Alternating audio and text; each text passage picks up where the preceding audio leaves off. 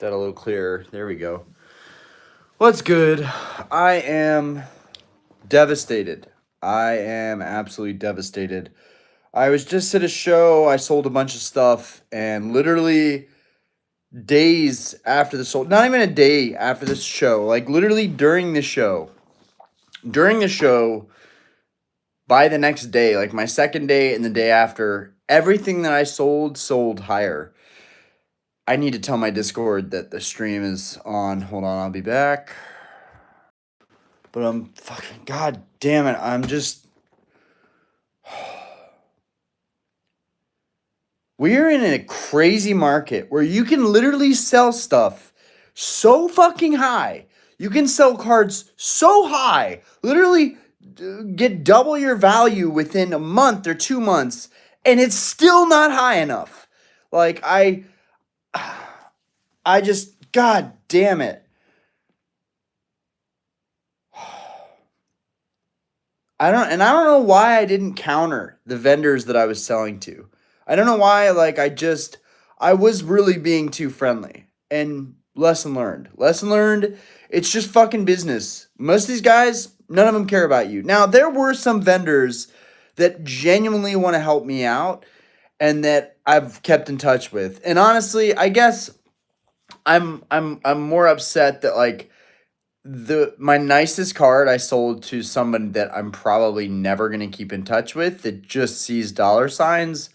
Um, and like there's a part of me that feels like almost used a little bit, but it's like, Orion, you didn't have to make that deal. Like you could have grown a pair and fucking countered him and been like, here's the comps. I'm not gonna hand you 4 grand, but I'll hand you 2 grand, I'll hand you 3 grand in profit off of what you're gonna make off this card when you sell it. Like the other thing was that Gengar PSA 9 that I sold was that the Skyridge 9 was so fucking clean. It was such a clean copy. And by the time I actually even had enough money that I'd made from selling stuff to go back, which I told him that I was really sentimental about the card too. I literally told him that I feel like I made a big mistake and I wanted to get the card back. And he wasn't a dick about it. Like he was like, if you get the money for it and you can buy it back, like just come talk to me. Like it wasn't like he was saying like you're totally cooked on this. But the end of the show came. He was gone by the time I had the money from selling stuff because I promised myself if I'm going to buy that card back, I need to buy it back from the money I'm going to make from sales. I'm not going to buy it from cash that I just got from the day before. It's going to be from new cash coming in. And it just didn't work out the way, like it just wasn't meant to be. It wasn't meant to be.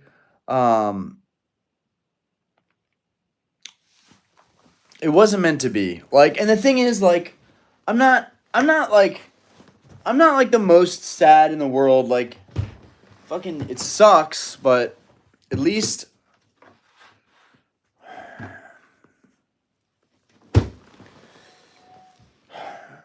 I've got this, right?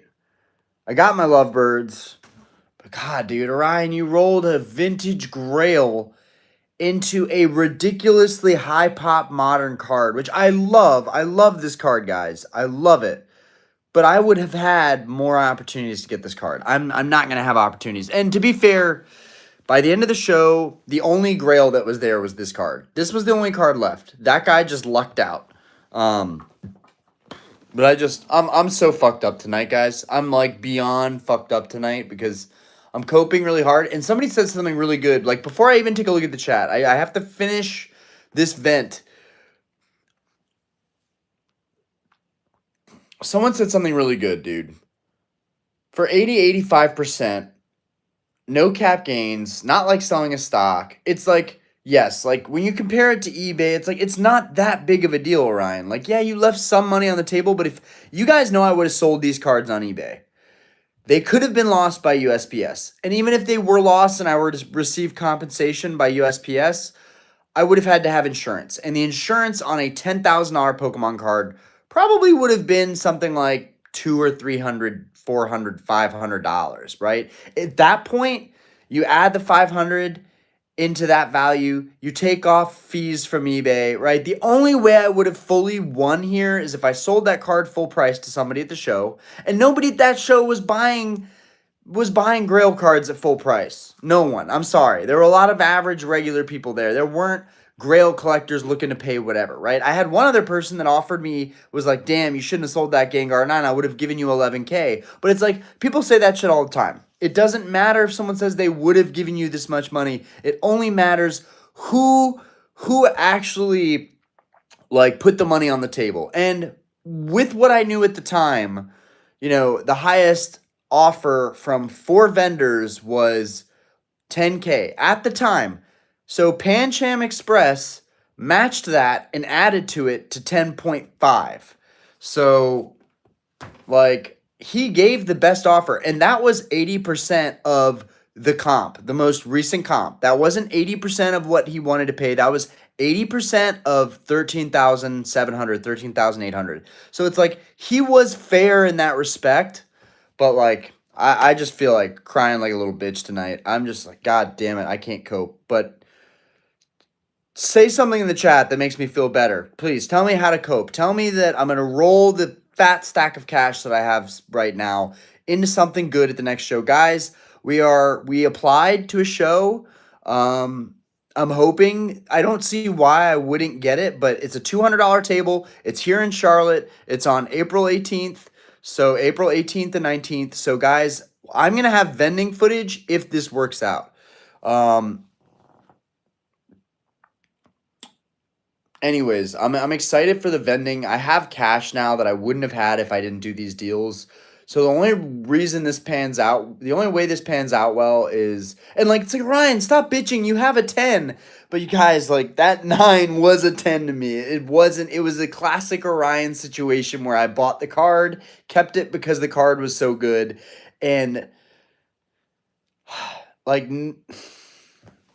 that card, that 9 honestly could have potentially been a good card to crack. Like if I grew the balls, and like that vendor shouldn't even sell it at 15. He shouldn't even try to flip it. He should try and send it back into PSA. But then again, it's like if you get an 8, you're fucking fucked. Anyways, okay. I'm gonna read the whole chat. I'm gonna go down the whole thing and greet everybody that came in. Spanam, how we doing tonight? Turtle, how we doing? BCTCG, how we doing? Ray, I appreciate you right off the bat. How was work? Work sucked, which made it worse. I'm being loud. I'm going to wake up my kids. Some good stuff that did kind of happen. That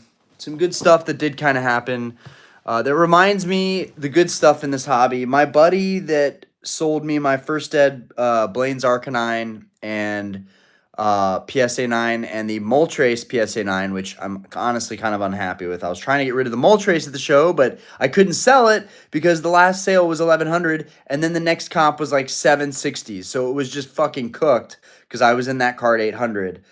Fuck me right. Anyways, my buddy sent me this awesome manga, the one that sold me, Billy, the one that sold me the Arcanine and the Moltres. Sold me this awesome manga. I've already looked into it a little bit. It's actually really, really entertaining. Really like this manga. So I'm going to read that eventually. He also sent me this really fucking badass Time magazine with Rayquaza on it. In fact, we are going to... Oh, sorry, guys. We are going to put the Rayquaza somewhere here. I don't know where to put it. We've got the Magikarp up there. And I think I have Pikachu, my Time Pikachu magazine somewhere.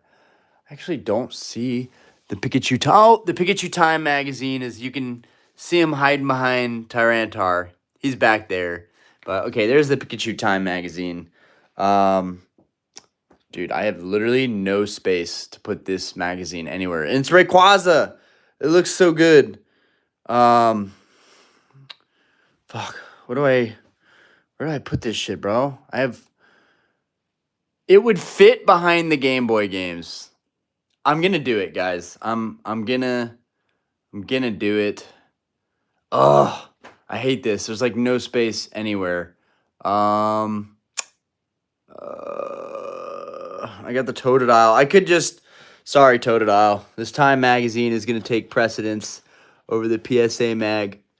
Keep that right there. Sorry, guys. I'm trying to fit this in here. Oh, that looks so good right there. Okay, we'll leave that there. Sorry, guys. Oh shit, the PSA mag. I forgot about this. Dude, that's a 6 Zapdos PSA mag. Dude, these freaking mags are looking so good lately. I'll just put this back here for now. It's got a nice purple to it. Yeah, you can kind of see Zapdos just hanging out. Maybe I should push this a little further. A little further in. There we go. Sorry, guys. There we go. Zapdos is kind of, I could push Gengar maybe a little bit over. Yeah, so you can kind of see Zapdos in the back now. Yeah, that looks good. That looks good. Fuck. Fuck, guys. Fuck. Let's see. Sorry. Appreciate you, Ray. Turtle, I sold my Sabrina Gengar 9 too soon, and I sold the Skyridge Gengar. Both Gengars. Both Gengars. Both cards that I love. I have so many other fucking Grail, like, guys, I have so many other Grails.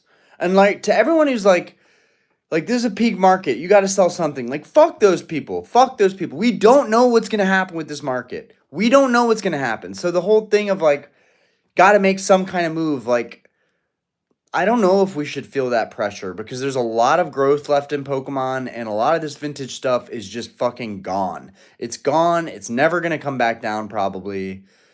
I don't know. I hope I'm wrong, guys. I hope we see a crash, but honestly, I was bullish before and I don't know why I sold at the show knowing that I was super bullish on vintage, both short and long term. BCTCG just vended my first show and it was kind of crazy how fast stuff sold, way quicker than I listed on eBay. Absolutely. Absolutely. For a $200 table, the amount of content that I'm about to make on top of like not being a dick on eBay and not having to ask for like a market or above market, I've always prided myself and been like, yeah, I'm probably going to get above market on this. But the thing is, that's not something to be proud of. That's something that fucking sucks because it means I can't pass down a deal to the next guy. I don't want to live like that anymore. I want to pass down deals, and vending allows you to do that. If you can buy at 80%, or even if I can buy from people at 85% and sell at 95% and still give them a deal slightly better than market, why would they want to go to a show where they can't get stuff for a deal? So it's just, I've got to use the vending and I've got to use the cash that I have. I've got to do some good with it. Nikki, we've all been there. There are cards to this day I won't look up the price of that I've traded away. James, how we doing, bro? Sorry to bring down the vibe. I'm sorry. Got to be a good vendor and make connections. The greedy ones won't last long term. I don't know. I think the greedy ones are doing just fine. Oh my God. But you can see like some of the vendors like that are hustling hard. Like I think it's like RJ's Collectibles. I sent a video in our Discord today. He looks really drained, really tired. Like, you might be able to make a lot of money, but are you happy? Or are you just like, once this market slows down, like, dude, if you're way over leveraged and you have $250,000 worth of people's cards and the market tanks and you have that much exposure and you're a 22-year-old guy, you're cooked. You're cooked. But also, I'm just jealous that he's so much younger than me. I think it's RJ's Collectibles. I don't even remember. But like the kid's like 22, and right? Like I don't think it's mommy and daddy money like High End Heaven, which that guy at this point, High End Heaven, I'm not even talking trash. I'm just saying like a lot of people talk trash about that vendor because he's a kid, and it's like, but he took his parents' money and he did something good with it. And at this point, I don't think he needs his parents' money. At this point, he's probably making so much off of his sales that he's able to pay his parents back and more. I wish I had some kind of large investment, but honestly, I would probably fuck it up. That like some people do well vending and you know, they crush it. I don't know. I'll know once I start vending. If I start vending and I somehow am not able to really make it work, I'll know that it's not for everybody. Sorry, I'm choking up because I'm freaking out. But I think it's going to go really well. But there's definitely that part of me that's like, I hope I don't pay 200, get a table, stand around, don't make very many deals, get shoved into a corner of the convention center. Like I am worried about like my first time vending being bad. It would leave a really bad taste in my mouth. But even if it doesn't go well the first time, I'm still going to keep trying to do it because I do believe that that's like the only way you can get a deal in this market right now is if you're vending and get, or at least if you're buying stuff at 80% of people. The girl that wanted to sell me her cases at 80%, I reached back out today and just like ghosted me. I don't know if she just changed her mind or what, but very weird. She's usually really good about being like in contact. So I don't know what happened, but I would literally, she offered me a bunch of cases at 80%. Now that I'm cash flush, I wanted to buy them so that I could take them to this show that I'm going to set up for if I get through the application. And I even have a thought in the back of my head like, bro, what if you don't get accepted to be a vendor? Like, what if it's actually all like kind of rigged a little bit? I don't think that's the case, but I'm just like, what if these guys like are like, oh, it's a YouTuber, like we're not gonna let a YouTuber get a table. Like, I don't know. Like maybe they only want smaller vendors, right? The people that run these shows, they call the shots, and I don't know. I don't know. This is gonna be a good stream. I appreciate it. Stu Pedasso, bro's right eye is in charge, but the left ain't listening. Dude, I'll take it. Whatever. Trickster, I've got bigger problems than my eyeballs. Trickster, I've never sold a card that has gone down in value after. Value is always left on the table. Well, I guess we have great taste. Avenger, what's good? Gabriella, I don't know what that means. Hypothermia, yo, it's good. Oh man, Orion's coping hard. I'm not going to do this very often, right? But I made a mistake. I fucked up. I'm owning up to it. I'm taking accountability. It's my fault. It's my fault. I should have done more. And even my Discord, even the stream, you guys were yelling through the screen. People even texted me after and were like, dude, I cannot even believe you worked with those vendors. Like, your stuff is gold and you didn't even fight for it, but I'm glad you cashed out. And they're right. They're fucking right. I cashed out, but what is cash worth in this market anyways? I can't even do much with it. The reality is 30, 40 grand in this market. It just doesn't go as far. I know it's like a rhyme. Yes, it does. You can buy raw, you can grade, but I don't want to do that. I don't want to like buy raw and grade. I don't want to deal with PSA. I don't want to do that. I want to buy slabs, or if I want to buy raw, I want to flip raw. But I want to buy slabs because I feel like it's just easier to track a market on that. The Hyman, do you have Teenage Mutant Ninja Turtles? No. Turtle, Cope, vintage about to crash. It's all going to be over soon. Don't worry. It'll be okay. It'll be okay. What's your next move, my friend? I have a card show this month with a plan of only selling singles, but I might buy a vintage pack to open. What do you recommend? Don't buy a vintage pack to open. Just take it from a guy that has never, ever won on a vintage pack opening. Just don't do it. It's not worth it. I sold my Pinsir. PSA 9 Jungle. That pack was like 120, 130, like, and that was years ago. I sold it for $100 at the show. Like, don't even. It's not worth it. But you know what? It could be worse. I could be the guy with the Latios, the Latios PSA 10 that had to refund the buyer and got fucked by PSA. It could be worse, I guess. That makes me feel a little bit better. Also, there was some vendor apparently, one of the vendors I sold to that was really cool, that I have no regrets that he got some value out of that deal I made him. He was telling me how a vendor buddy of his that he knew was robbed after a show $1 million worth. $1 million worth. I don't know why no one's covering that story, or how we don't know which vendor this was that lost everything. Maybe this was viral and I somehow missed it, but some vendor was robbed like $1 million worth of shit. I don't know if that was like an exaggerated like comp on what he was robbed, but it's like, yeah, it could always be worse, Orion. Like, you're not struggling. You're in a good position. You passed along some deals, and you don't know. We don't know. I'm like, the only thing that can make it better at this point is if a Skyridge Gengar, really clean new Cert 9, goes on the market without a print line, maybe with a swirl too. If I could get a copy with a swirl, That would be fire. But dude, that copy with the print line, like the only reason it was a 9 was that print line. And it was like such a not noticeable print line. Trickster, I'm sorry guys. I will shut the fuck up about this Gengar. About the Gengars. Hottest fucking like card selling right now. Like pretty much Gengars are just going nuts. Um but yeah, I'll shut up about it. Uh my childhood Charizard Gold Star PSA 1, I traded away at Collecticon in June. I regretted it, kept my eye out for a certain number on eBay. Bought it back in October for $300 more. That's actually crazy. You were able to find it though. That's amazing. Cope, there's more liquidity in the Lovebird slab, so you can roll it into bigger and better things. I will say, he did he did include the year of the horse graded guard, which doesn't even look different than a red graded guard, really.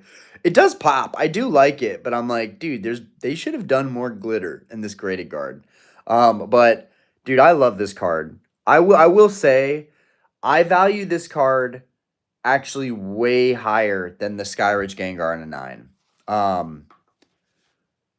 Mostly because one, this is a 10, but two, it's a really clean 10. And three, I hurt so bad when I sold my Latias in a 9 for 1K. After fees, I got like 900. After fees, I got like 870. If I would have kept that Latias and sold that 9 in this market, it would have hurt way less picking up this card because I would have got 3K for it, and then I would have only been out like 5, 6K for this, depending on what I could have gotten a deal for it. And I should have fucking countered the vendor on this. I should have countered him on this. Like, dude, like, if I would have countered, like, okay, they paid 9.4 for the old cert copy. I'll give you 9.8. Like, and he's like, nah, dude, I'm 10. I'm like, dude, you're gonna lose a $10,000 deal over $200. What is your wife gonna think about that? That's some shit I should have said because it was the end of the day.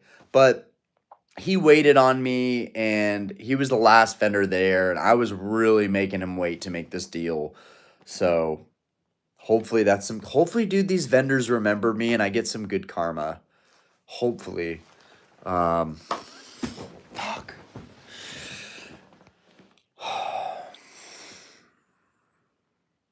XYG, you got this.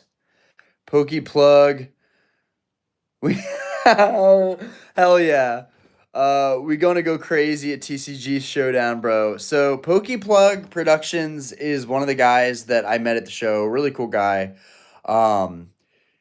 He's I'd like to work with him. I like to vend with him, but I'm hoping that I can get a table at the TCG Showdown here in Charlotte. It's at the exact same place. At least I think it was a slightly different address, which is weird because it's at the exact same place, I think. If you're still watching this and you can chime in on that, that'd be great. Steven, hey, mom. Avenger, not cope, but hope. You were going to use that cash as a vendor to buy a grail at 80% and flip it yourself for last sold for a quick profit. Gaston, what's good? That Bishbrook, what's good? Is this your only source of income? No. I run a bar. I have full-time job, which we had karaoke tonight, which was rough, which is just insult to injury because, like, it's not like I do this full-time and I'm making a bunch of money and it's, like, the only thing I rely on. I don't make that much money doing this. I mainly spend money doing this, and I'm a collector. And on top of that, we had a shit night tonight. I made like $60 or $70, something, with cash and credit tips. It was bad tonight. And that just makes me in an even worse mood. Tim,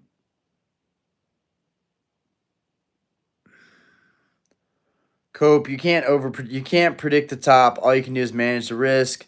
Steven, nobody buy Japanese shinings. Let them tank and frock off. Thanks. Dude, the Japanese shinings, like, what? What is happening there? What the fuck? But the other thing I'm pissed off at myself about is, like, dude, you have crystals that you don't even want in PSA 9, and yet you let go of your Sabrina's Gengar, your T17 Typhlosion, and the Skyridge Gengar. You had crystals, like, I know it's like, guys, I have all the crystals, but I don't really need Kingdra or Golem or Ho-Oh. I love Celebi, but I don't really need Celebi. I don't really need Crobat. It's just the Nidoking, Lugia, and Charizard. Those are the ones that I feel like mean the most to me and that are like the grails of grails to me. And the Lugia, honestly, I wish I would have pushed for a 10 on that. Um, I have rare cards from early 2000s. Uh, mods, come on. Dude, it's okay. No one's really spamming that hard. Point man, I fucked up too. Sold my Gengar VMAX and Giratina V, both PSA 10 too early. Yeah, same. I sold a Giratina V that I was gonna hang on to. It was a duplicate. I really cashed out hard. I just hope it's worth it. Um, that bish. I feel like in a year people aren't gonna care about Pokemon anymore, except real collectors and all the scalpers who bought everything up will come off their hordes of stuff. Dude, at this point, I don't think I've ever been rooting for a market crash so hard in all my life. Like, but it's the people that are gonna always be rooting for that are the people that sold too early, and like I can't believe I'm one of those people now. Um, yo, what's good, Altrazio? Yo, what's good, Chad? Yo, appreciate you coming out the other night and hanging out at the bar with us. And the Blicky, that was fire.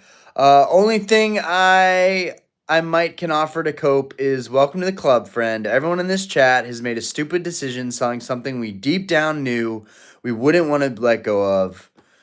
Feel that. Brooke, just be yourself, be kind. Croman, every time you enter the chat, you say they, and I don't know why. BC, a tip I'd give for the first time vending is have a plan for the cash you make afterwards. The Northern Knock, what are your thoughts on Rayquaza Rookie, Rayquaza EX 2003?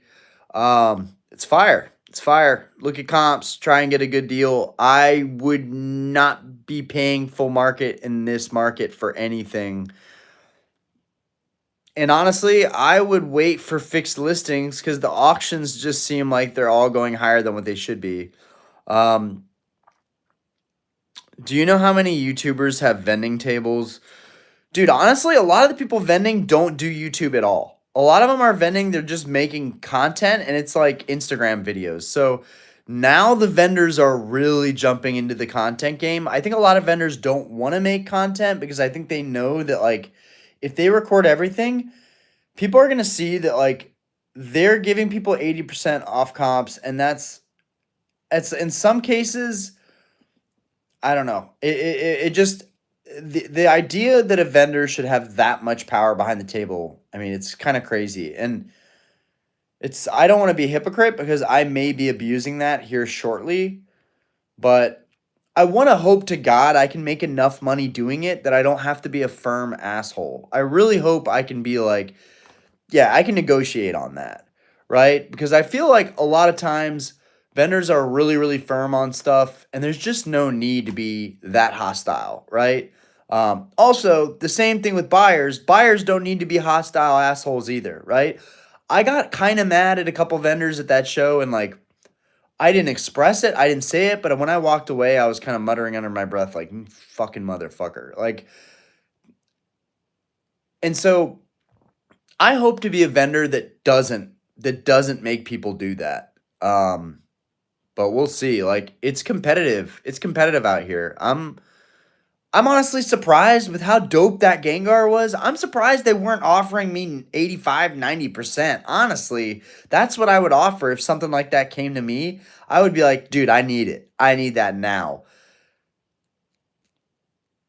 And I should have known. I should have known. Like they were foaming at the mouth. I should have known. I should have known, bro. Like I'm a seller. This is what I do. I'm a hustler. Like what? Why did I let myself get duped? Oh, but we walked out with cash, man. We walked out with more cash than I've ever had. I was really happy. And like now I'm like when you have that much money and more money you've ever had, it's amazing, right? It's amazing. But that everything in life, every high in life starts to come back down to earth again, and then you go, well, where do I go from here? So, but I'm not complaining. I have options. The money is a great opportunity for me. Um, I also know that I have a ticket to get out of credit card debt now, even though I'm probably going to still pay that off slowly. But I'm going to try and be super precise with what I buy moving forward. Guys, no more fucking dumbass moves. I can't be buying dumbass shit. Clearly, I have a good eye for grails, so maybe I should keep buying stuff off of eBay and just keep my eye out.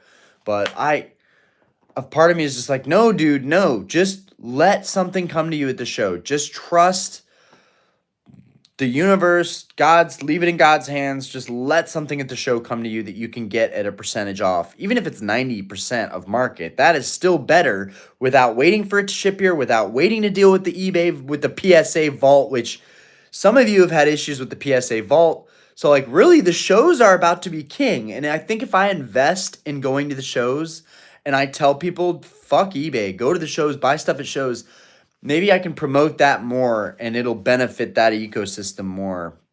Thomas, 1 million. Yeah, I can't read all that. Brad, what did you sell too soon? Gengars. Adrift Happiness. Give me some free shit, bro. Point Man, I want to vend at the show too, and I receive all my vintage sports cards from PSA as well. Lloydo got an Aquapos Umbreon and one just sold for 2.3 today. Nice. PSA 8, Grail. ACB, I think he did a smart thing because I would have sold the 10 and kept the 9. The 10 is going to go up like crazy. But again, like, I'm never going to find that card again. So I just really wanted to trade back for the 9 and then sell them the 10 at a crazy price. But I'd probably be crying just as much. They'd be like, oh, the 10, we have it listed for 150. And then I'd be like, motherfucker. Like, so I need to see the next PSA 10 comp to feel a little bit better, right? Because the Gengar going up a couple grand is peanuts compared to the 10. If the 10 goes up 20, 30, 40, I'll be like, yeah, okay. I actually love the Lovebirds. You have one of the best cards all time in a 10. It really is one of the best cards ever, but they're not rare. There were at least 2 that I know of at the show. There could have been 3, 4, 5. That card is stupid liquid, though. I remember literally it was me and another guy looking at the same copies at the same time.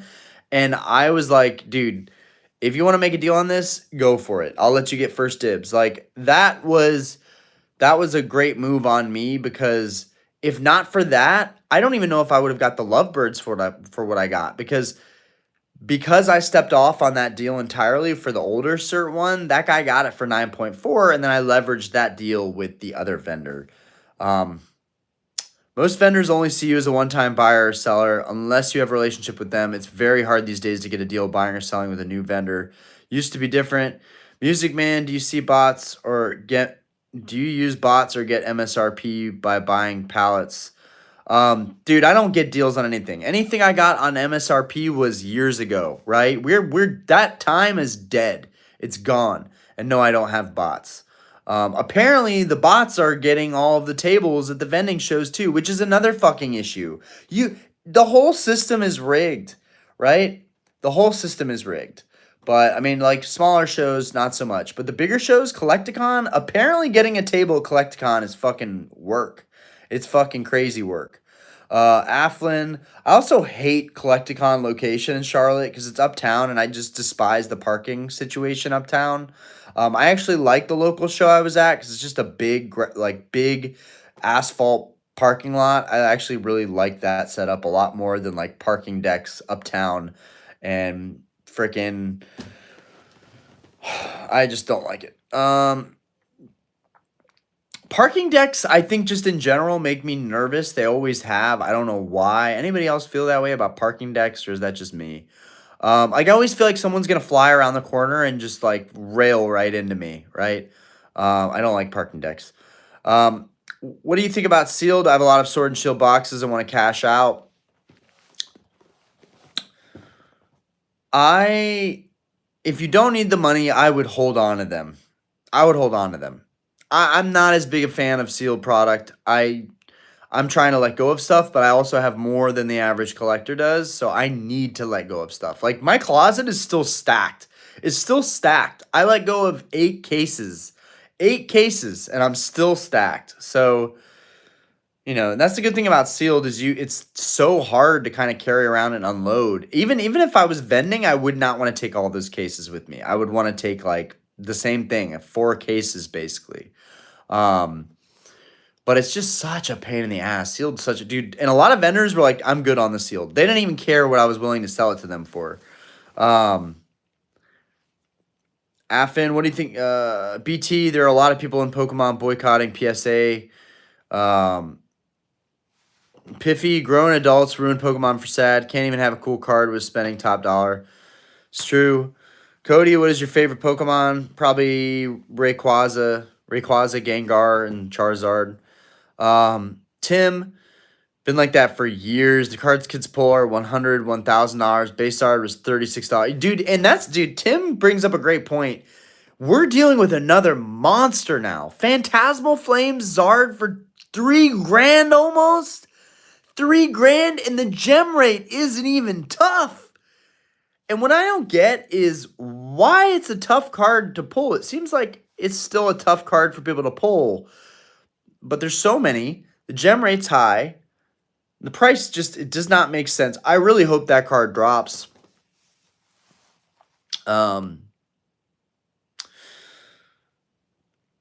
Vendors are better than GameStop or Pawn Shop, who will give you 50%. Yeah, dude, it's true. And the shops will give you even less. The shops will do 60%. It's true. It's true. It's terrible.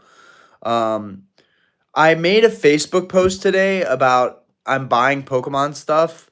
I have not even checked my messages, but hopefully I hooked something. Hopefully I hooked something.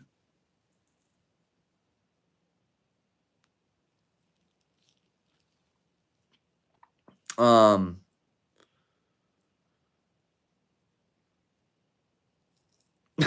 my God. Cheeseburger. I found 2 homeless people and gave them sticks to battle it out for an energy card. You're diabolical, bro. But that made me smile. Thank you. Luca Paul, what's good?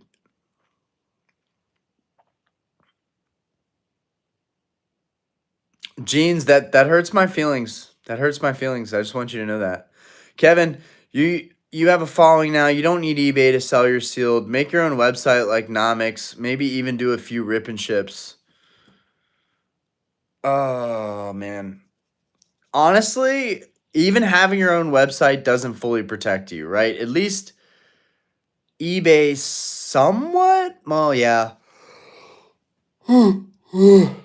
I guess eBay doesn't really protect you either anymore. But dude, there's still chargeback scams, and like people talk about like suing people over chargeback scams, but I think you could still get screwed over. I honestly still like the idea of vending and selling for full price for cash.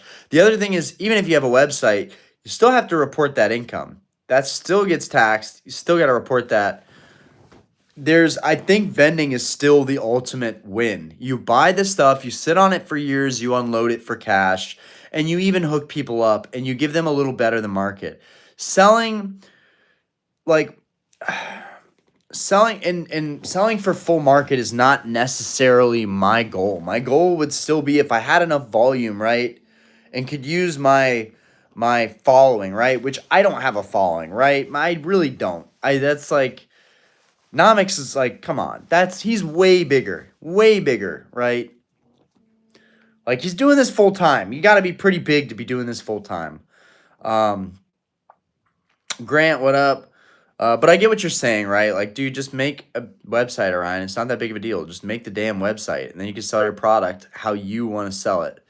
But I also like eBay. I like the exposure it gives you. I just like, that's the other thing. Vending might help me with my eBay. I might get stuff cheap enough where it sells on eBay. But eBay is just, fuck, dude, it's just tough. It's just tough. Phantasmal boxes. Getting close to 400. Oh, my God. Oh, my God. What are we doing? What are we doing? About a bag. What do you buy to vend though? So you're saying cash is key.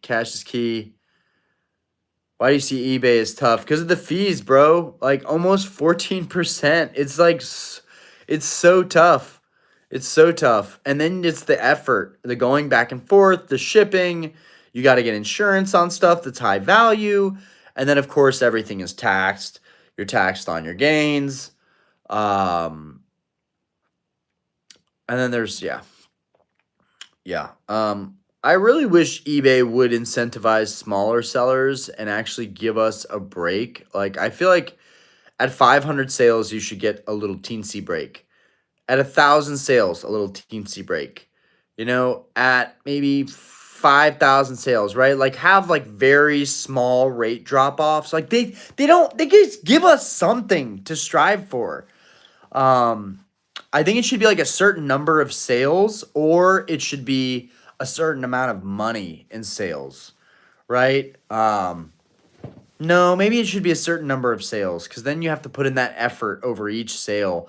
And then, if they did the certain amount of money, all the rich people would get a lower rate more easily. Um,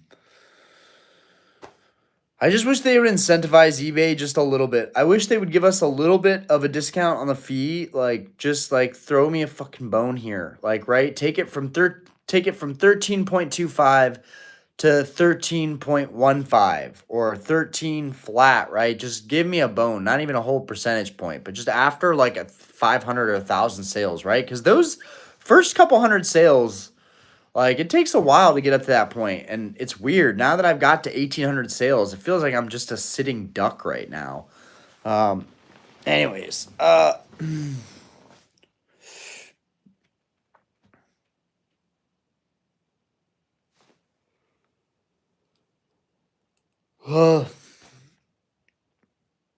I will say, dude, that going to a show and being able to sell stuff so quickly, bro, it beats sitting here listing stuff for hours, like in the late of night. Like you go to a show, you kick ass all day, you buy some cards, and then you come home and play video games all night. Like that's what my life should be. Like eBay doesn't give us incentives enough to want to keep going.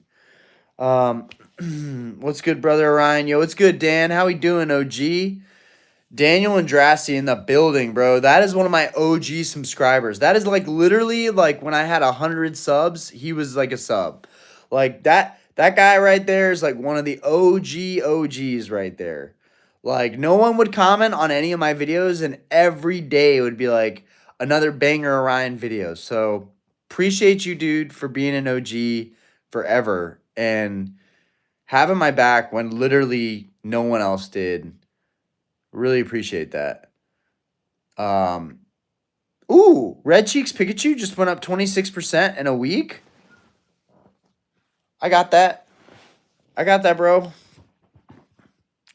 And honestly, that would make me happy to know this card goes up too. Because the 10's got to be insane. The 10's got to be insane. 9's got to move soon. This is definitely one of my new favorite cards in my collection, for sure. So freaking sick. Ah. Definitely grateful. Definitely grateful for what I do have. Oh, also, guys, not a single one of my theme decks sold. I took 5 theme decks and not a single one sold. I was pretty bummed out about it. Although, I did have someone, and they've gone up a lot, dude. There's some sales for the Sabrina theme deck that I bought for 300. There's some sales, like, it's all over the place. It's like 1,300, 1,700. Then it's 650. Like, it's all over the place. So, and those all the like OG theme decks, these guys, they went from like being like 200, 220, 250 area. They're like all $400 across the board now, $500. So yeah, I might want to unload. I can't sell the sealed case, right? That's like it's been in my collection for such a long time. That's like my Grail sealed theme deck display, but that would be a smart thing to sell, honestly. There's 8 decks, 400 a deck. I guess once they hit 500, that's 4,000 for that case. And the case was like 1.6, I think, when I bought it. So even though I think that case is a shadowless case, that would be a cool thing to have in my display. I don't know what I'm gonna do as a vendor too. Okay, so okay, you guys can help me with this. You guys can help me with this. So I've been thinking, what am I gonna have on display as a vendor? What am I gonna have? Um, what am I gonna have on display as a vendor? So I think what my strategy honestly will be is very precise. Like literally just have a clean new display with like five slabs. That's it. 5 slabs. I move those. I use that money. I buy another couple slabs. Rinse and repeat. Keep it super simple. Keep it super easy. Do you guys think I should strive to have a huge selection? Right? Because then people can really support me. There'll be way more diversity for people to choose from. Whereas if I just do a couple slabs, the chances are I'm gonna have to really hope the right person walks up for that stuff. I feel like if you have those massive displays like those some of the big vendors, I just feel like it's impossible to keep up with all that. And then like you just have so much in it. And it's almost choice paralysis. Like no one's gonna buy any of it because there's just too much good stuff. Like that's a thing. Some of these vendors, right? Like I don't know if he's still in here, but Pokey Plug Productions, he popped in here a bit ago. Austin, he had an insane table. Like he's like, I'm trying to get like you, bro. I'm like, bro, I'm trying to get like you. Everything you have in this display, you could have everything I have if you rolled it into it. So I kind of would rather have a display full of nines and eights and of Grail cards, but have a massive selection for people. You know, you have probably a much wider reach doing something like that, but it also seems like it's overextending yourself to have so much product, right? Some of the vendors, like the vendor that I sold my Skyridge Gengar to, he was out of cash after he bought that card from me. That would be stressful to me. And the vendors want that. These guys live for that shit. They live to have no cash and all slabs. They're like, all slabs. Like they really are looking at every single slab like it's just a buck. Like it'd be so hard for me to do that, guys. I don't know how I'm gonna break out of being a collector. Like honestly, to like treating all of this like it's a business. Garchomp dropped a video. I didn't even see it today, but I know Kira has responded to it. I'm interested to see what Kira has to say because I think it'll be very interesting. Um, I think vendors could become very toxic to the hobby soon, and it's like, would I be feeding into that if I started vending, or maybe I could be the change that I want to see? But if I do this, I have to actually fucking walk the walk and talk the talk and be the change that I want to see. I don't.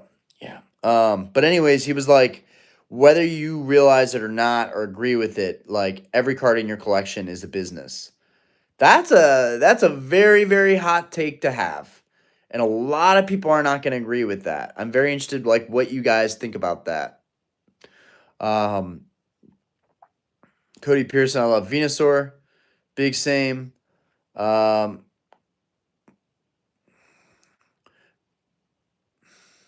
Consignment services, you don't have to worry about chargeback. I know it's like in some ways, in some ways, my buddy who told me to just send everything to James to consign, he was fucking right. Like, but shoulda, coulda, woulda. Even if I sent, so here's the other thing. Even if I sent it to James and James got me way more, that money would still be recorded. It would still be recorded. I would still owe the IRS. Oh, dude, thank you. I appreciate that. That's $20 that is not a part of my pain anymore. Sorry, guys, I'm tired. Anyways, Rocco, dude, I was hoping it was someone random popping in the stream. Of course it's Rocco. Dude, you're way too kind, dude. You don't have to do that. Hey Ryan, amazing video today, man. Was truly heartwarming to see your passion shine through. Your gratitude is great. Also, my dad is in the restaurant business, bar-wise, in DC, so it'd be awesome if you guys met sometime. Yeah, dude. I mean, if you guys are ever down in the Charlotte area, dude, drinks on me, bro. Drinks on me. I appreciate it, bro. It definitely makes me feel a little bit better. And honestly, you guys might not realize it, but the donations are seriously life changing. Um, but I never want to be one of those streamers that like people think is in it just for the money. Like I genuinely look forward to the streams, and I mean, you guys are the only people I can talk to. Like, my wife is so, like, I love Diana. Diana is completely detached from this hobby. Like, she doesn't like anything really about it. She doesn't really like any particular cards. Like, she might occasionally be like, "That's a nice card," and I think that I like it that way. Honestly, I don't know if I want to be one of those couples where we do everything in the hobby together. I don't know if I want that. Right? Like, even with my kids, I don't even know if I want them to get into it. Like they will, I think it's inevitable. But I'm like, I feel like I'm lucky that like this is just my thing. I don't need to bring everybody in my family into it. But I what was I gonna say? I don't even remember what I was gonna say. I literally can't remember what I was gonna say.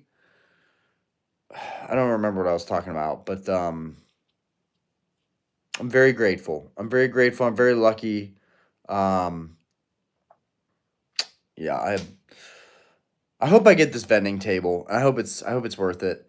Um, Rillo, what's good? Tim, what's good?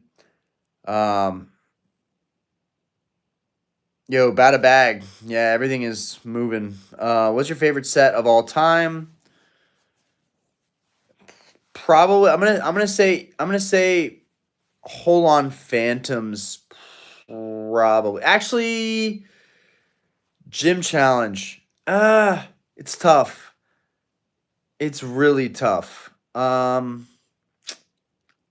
thing is, every time I see a Gold Star Ray, like even I saw a PSA 6 that Pokeplug Productions had, I geek out over it. So I'm going to say EX Deoxys actually. Even though Hold On has the best Gold Star value, I feel like. Actually, Team Rocket Returns is insane. Great Gold Stars and the Dragonite and all those reverses. Like, but if you're looking, if all the stuff is worth the same, probably EX Deoxys because Gold Star Rayquaza, like I love that card. I'm surprised I don't own multiple copies of Gold Star Rayquaza. Like that shit shocks me because like yeah, Skyridge Gengar I would buy multiple copies of. Typhlosion, Neo Typhlosion, I buy multiple copies of that shit.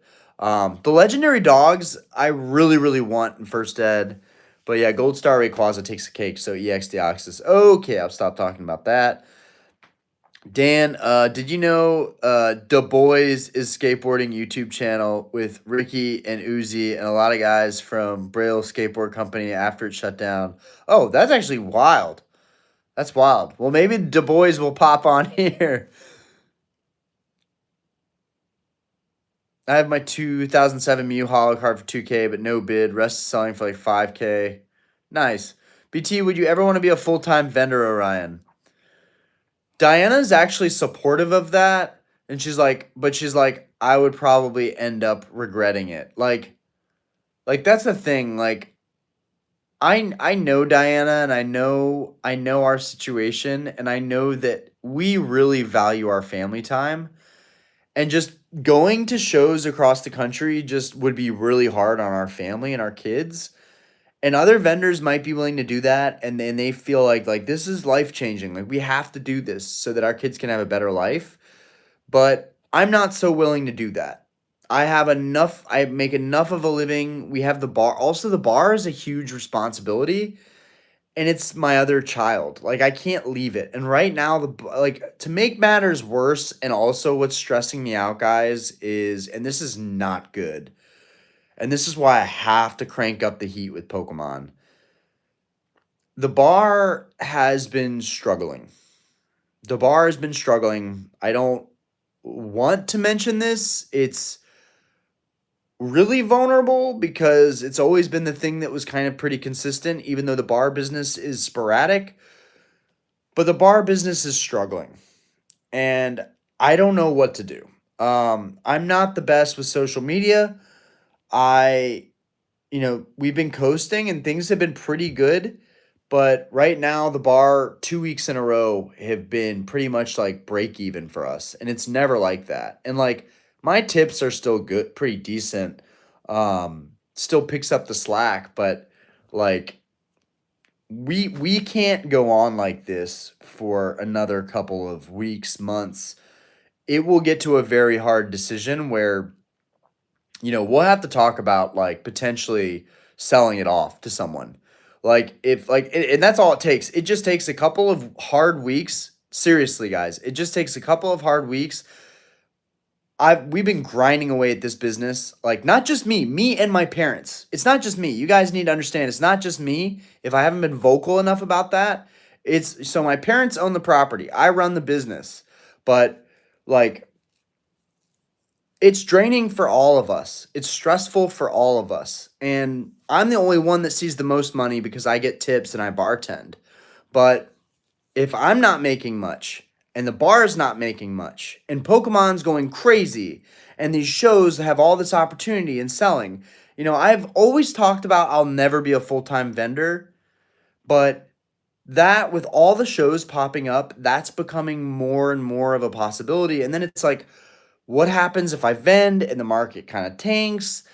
Like the bar business is sporadic. I think it's just slow right now. I'm hoping that things pick back up soon, but that is also stressing me the fuck out. And like, guys, if the bar business struggles, like my mortgage doesn't give a shit how I feel or how the bar struggles, right? So that's the other thing. My rental tenant at our old house, right? If she can't pay, if something happens, right? That's never been an issue. She's always paid on time, but my life is actually hanging in the balance more than people realize. If she doesn't pay, if the bar stays slow, I'm in a very, very tough position where like I have to fucking travel to vend. I have to do it because like Pokemon is the next best thing that I know. So I don't want to be in that position. And now I realize how lucky I've been to even have a successful bar business up to this point.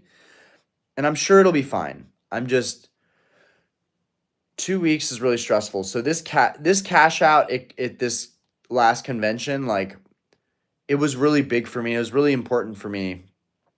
Um, but at the same time, like knowing that I could have sold the cards for more really fucked me up because, you know, I go into work and I make like nothing and then I just made all this money at the show. So like I'm really like why am I bartending and trying to run a bar business that feels like it's like really rocky right now and maybe even failing a little bit right now? And it's never been like that, right? The past couple years has been really good. We've had some slow times, but it's never been consecutive slow weeks where I'm like, I can't even hire other bartenders on right now. I can't. Like the people that we have on are people that are really, really desperate for work. And I don't even want to put them on because I need those shifts. So, and that's not right, right? To be 5 years in this and I can't afford to have people on at all times. That's not right. Um, anyways, that's what I'm going through right now. It's just the service industry in general is just tough. You never know what's going to happen. But I'm lucky enough where I have the salary. Where we're breaking even basically is our sales are just enough to pay me, guys. They're like, which also means I have to work more because if we can't afford to hire people on, I have to work more, which is fine because again, I'm on salary and there's tips. So, but it's like we're barely breaking even being able to pay me right now. Um, sorry guys, I just went off on a but yeah, just back to BT about full-time vending. That literally could become something that I have to do. So, I hope we don't get to that point because the bar has been like a big project for our whole family. And, my parents are super proud of me with it, but they're also stressed out that, we could be still trying to do this shit in another 5 years. And like, I, I'm not going to give up all that time and still be doing the same crap I'm doing now. I'm working way too hard and, in my opinion, not making enough, but I'm sure to a lot of people would be a lot of money. But it's, dude, it's draining, dude.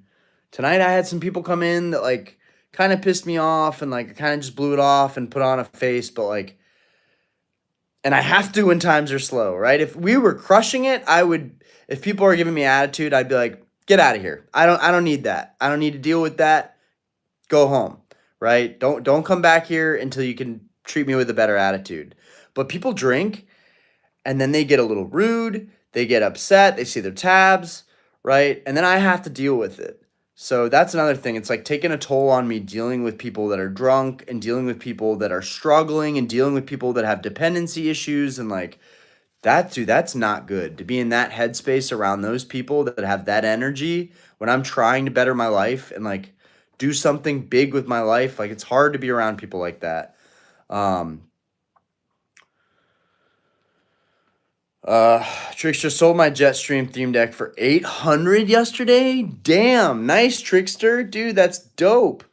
I guess you're saying that because we got the Jetstream up there. At least I think I have a Jetstream up there.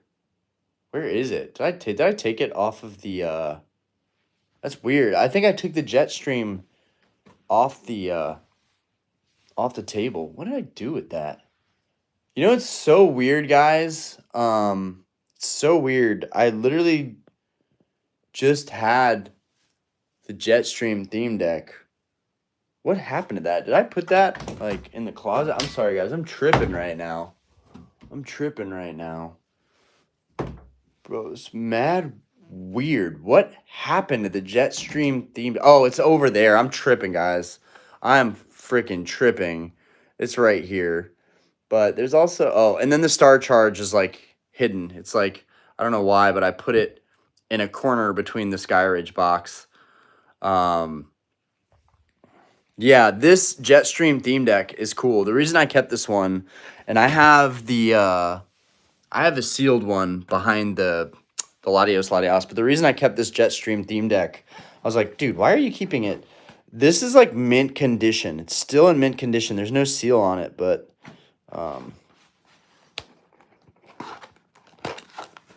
I think the Van Gogh is definitely going to be something that I have in the vending table, though. I have two. I don't need two. And this thing is going to be super liquid, so that would be a good card to have. But look at that. Look at that.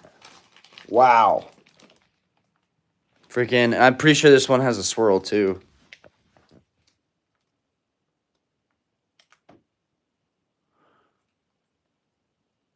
Yeah, even open, this thing's probably worth an arm and a leg. And honestly, the centering looks really good on this copy. Actually, no, this copy's off-center. Yeah, it's off-center. Yeah, these days they're not going to give something like this a 10. And even if the back was perfect, which there's no way it is because it's stacked in a theme deck that's moved around a ton. It's got a body swirl right there, though. You can see it's got a body swirl in the background. Not good placement, but that's cool. My wife literally just brought a bunch of stuff that I had downstairs in our kitchen and just dumped it up here. Like my table is so disorganized. I like don't even know how I'm able to make any kind of content. Like this bothers me so much. I got to clean this up after the stream or one of these days. But dude, that's huge. Jetstream for 800, which honestly, I would expect that considering it was in a lower market selling for 400. So that kind of makes perfect sense. Sorry, I'm one-handed putting this theme deck back in.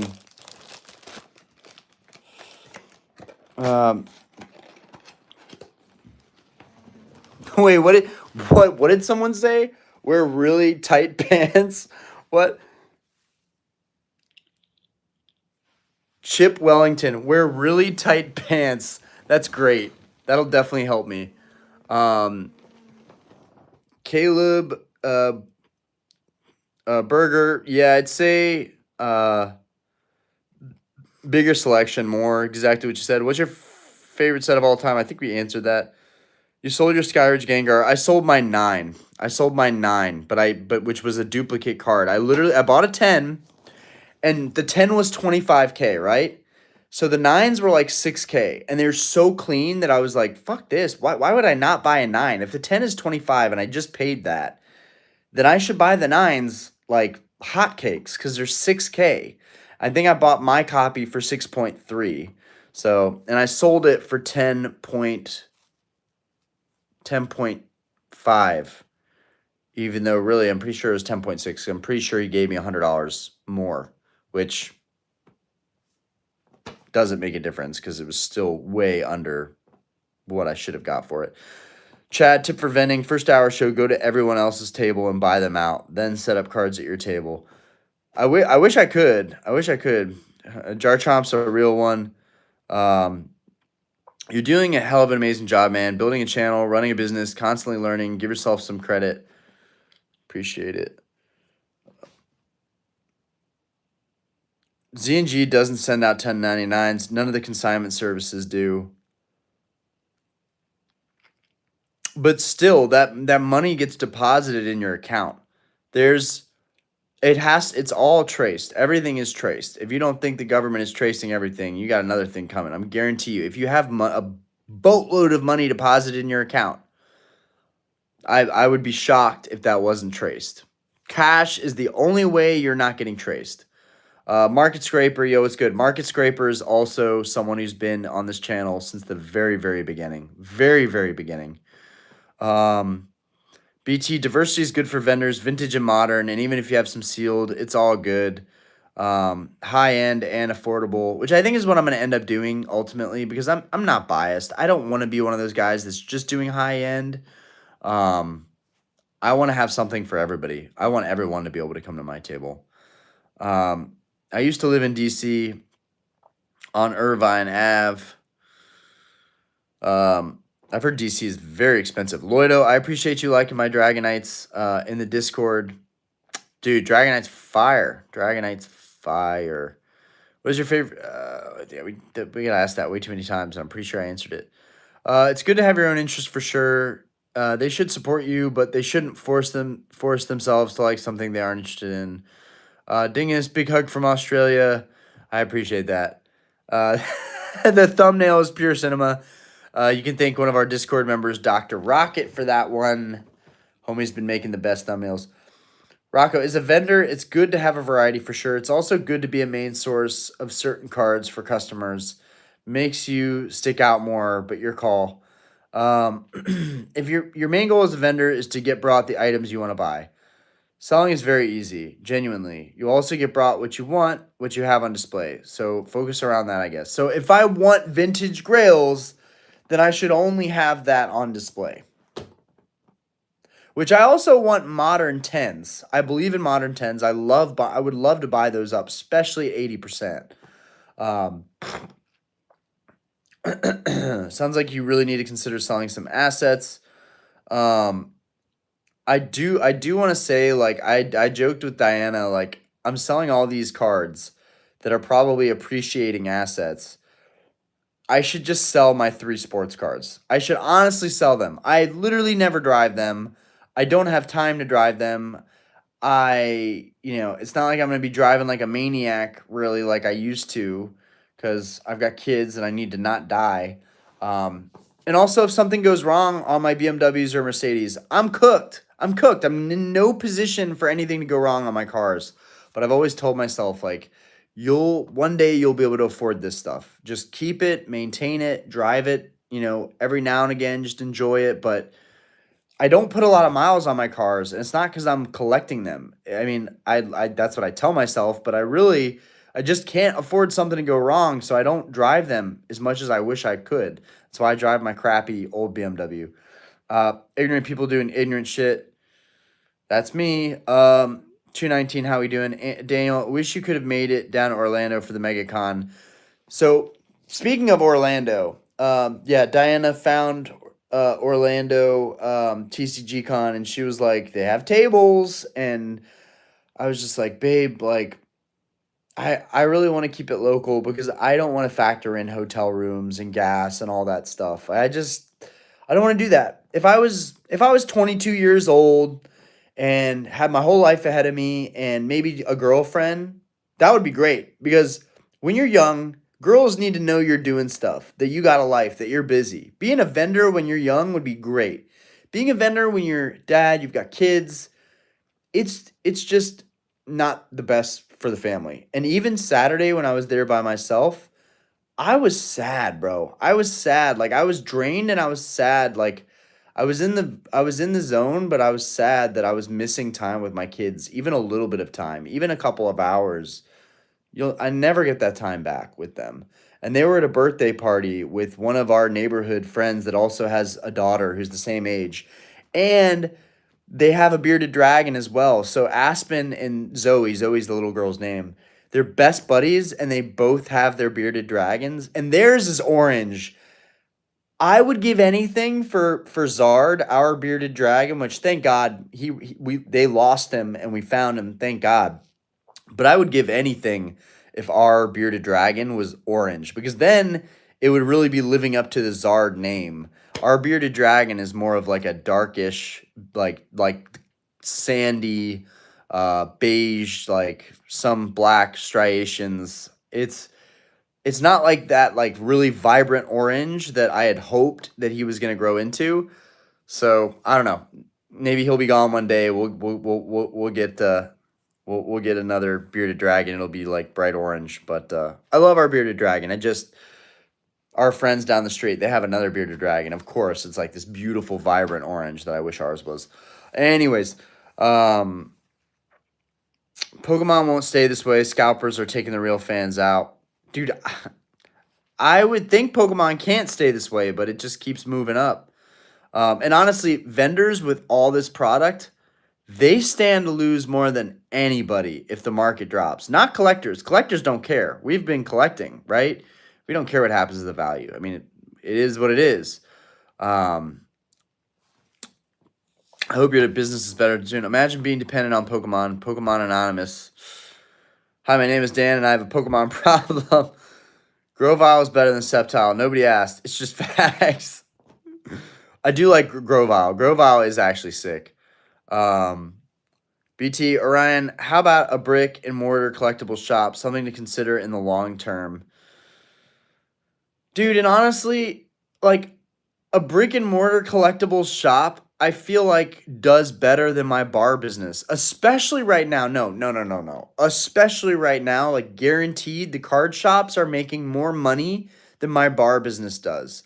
And the margins are honestly really good in the bar business. They're really, really good. So, like, we just can't. I don't know what the deal is, man. Where my bar is like it's like a dream. It's surrounded by people. We have developments all around the bar, but none of these young people, these young professionals just don't come out. And I get it. They're paying 2,500 a month in rent. Like they probably can't afford to come down and get a drink, but it's like I'm like, "Damn, like we really can't get anybody down here on a weeknight." Like I don't know. I don't know. We'll have to see how tomorrow goes and how the rest of the week goes. I'll give you guys updates, but I hope we see a change this week because yeah, last 2 weeks are cooked, and tonight was kind of cooked. And karaoke night on Monday is usually like one of our staple nights. So when it doesn't do well, it kind of sets a precedent for the rest of the week. Also, if I'm not walking home with any cash, that's also an indicator to me that things are slowing down. So maybe it was for the best that I sold when I did and what I had. Maybe it was a really good time for me to sell. Ryan, do I sell that Groudon card for 2K or do you think it'll go higher? I know it'll go higher. I know it'll go higher. Like, dude, it's low pop. It's low pop. It's PSA 10. Dude, I cannot believe you got a 10 on that card. Like, dude, that's insane. No one's telling you that in the Discord, but it's insane, dude. It's fucking insane. And I'm happy for you. That's a huge come up. Hammer, 72, 90,000 IRS workers, USA population 345 million. So what? One IRS worker? Yeah, okay. So maybe none of us should report, right? Back to my favorite Pokemon is Rayquaza. Yo, what's good, Eddie? Turtle, I don't believe your bank automatically notifies the government of high deposits from consignment. You can look it up if you want, but as far as I know you're only at risk if you get audited. Dude, we're gonna hear about that at some point, I'm sure. Someone's gonna get audited and they're gonna be like, I got absolutely destroyed by the IRS. Or maybe not. Maybe it'll never happen. Pokemon is a great loophole. It really is. It's like the best money laundering scheme ever, really, if you think about it. Eddie, my beard dragon died. I am sorry for your loss, Eddie. Um, I really am. Amy, best gift parent can give to their child is their time. Straight up. Have a friend that audits for the IRS. Be careful. Just saying. No, dude, I've heard horror stories. You guys don't know the half of it.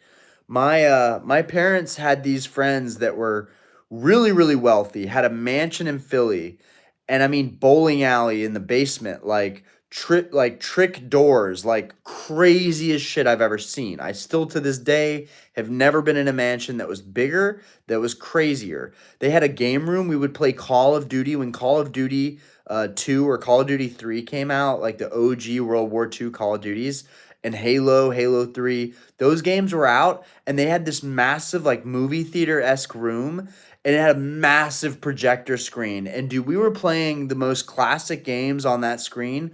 That is why I'm super nostalgic about like older video games like that because I have memories that most people never had.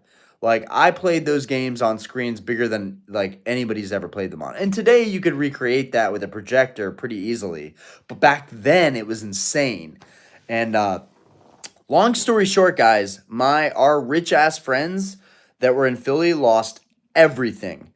IRS came after them, lost absolutely everything. And it was like it wasn't over like them not reporting everything. It was over them not reporting a certain amount of money and the IRS went in and went down a fucking rabbit hole of just chasing every single transaction for like I don't know what it was, like 10, 20 years, something like that. And they just cleaned them out. And the dude's a raging alcoholic now. Uh, Raging alcoholic, divorced, kids are all messed up.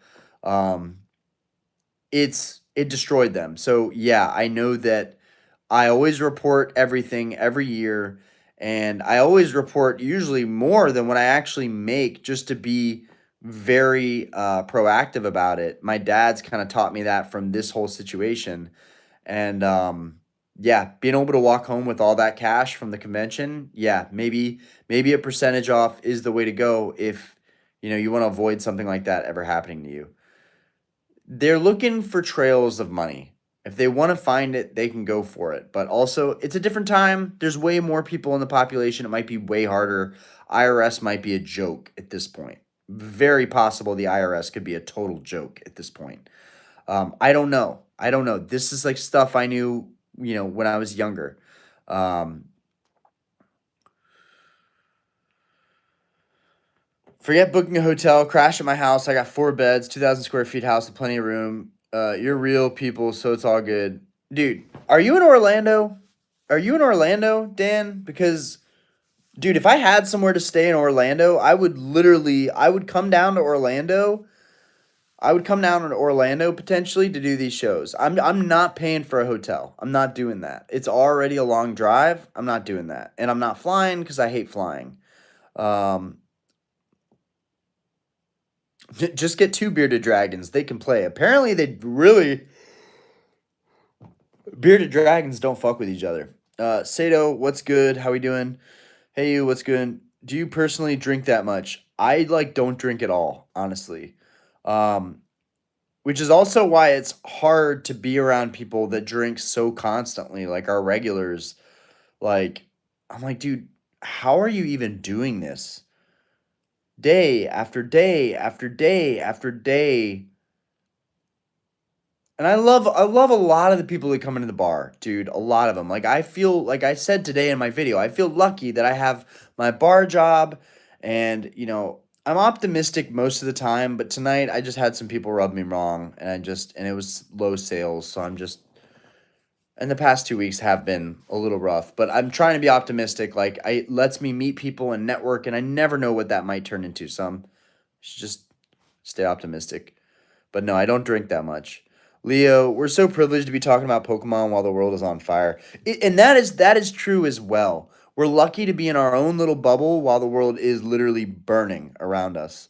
Um, I didn't even see that I had this super. I'm really sorry. Thank you so much, Bagel. Literally $2. It doesn't matter. Like it's the principle. I appreciate it. Thank you. Scrolling random streams. Have a good day, night. That's I'll take it. I don't know if you're in the building. If you're still in the building, I appreciate you. Shout out to Bagel for the $2 super.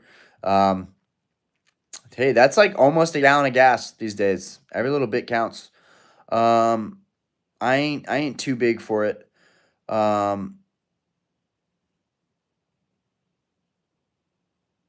what does that say?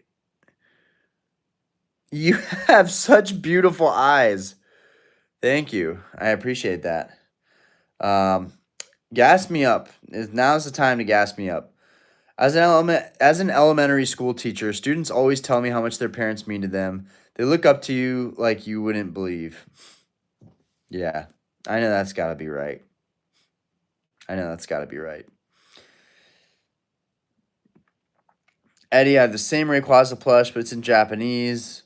And that was a gift from Fortress. Shout out to Fortress for sending that awesome Rayquaza. Dude, the Rayquaza plushie that has been on the shelves for hell long. Gen Z drinks significantly less. And that's another thing. Gen Z just drinks a lot less. And we sell CBD THC drinks too. Guess what? They buy one of those and they're done. They don't buy 5 of them, right? So like, dude, it's getting tough.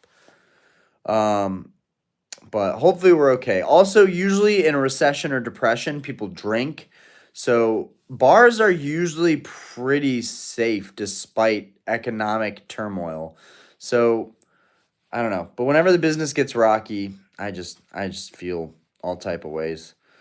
People are feeling the $90 to $100 barrel oil prices. Oh, we're feeling it. I'm like spending 30% more filling up my car, and I'm like, why am I not getting? And now I'm like, oh right, the oil, right. Time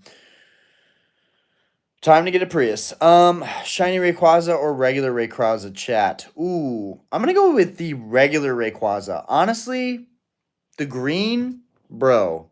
Shiny Ray is sick, but the vibrant green of Rayquaza is goated, undefeated. It's only illegal if you get caught. And I always get caught. So people saying PSA pop controlling, but I don't think that's the case. It's just standards are more strict. Okay, Fortress, we get it. You got a vintage 10. We get it. Can I sub through you? Um Anonymous PSA swap out cards. I will say the deal with the PSA not reholdering that card, the only reason, and I'm going to bring this up in the video, the only reason that I think that they have a valid point not to is because that card could have already been tampered with. It could have already just been a different Latios put in there, right? I don't think that was the case, but in fact, it's definitely not the case. It was just a vendor that sold the card to somebody else that wasn't happy with it. Anyways, what a bummer too. Like what a dope card. Latios EX PSA 10. What a shame, dude. PSA 7.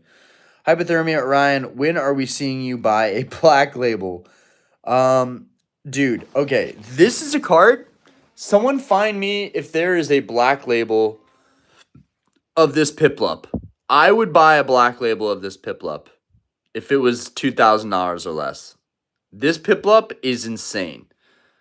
But yeah, no, I'm kidding. I honestly don't know if I would ever buy a black label. That's just so crazy. That's just so crazy. Like black labels are rich people shit. I can't do that. You guys do it. I can't do it. I will say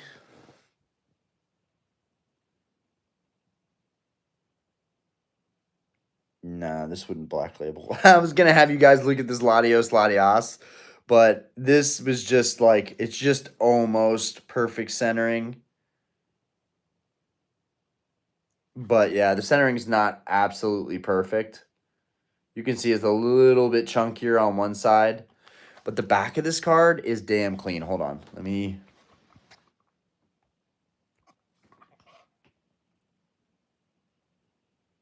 The back is super clean.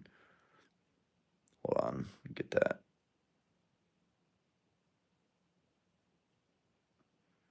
You guys might see a different angle and think you see some like a frayed edge or something, but it's really, really clean. And I know it's like, well, duh, Ryan, it's a PSA 10, but the corners are really, really sharp.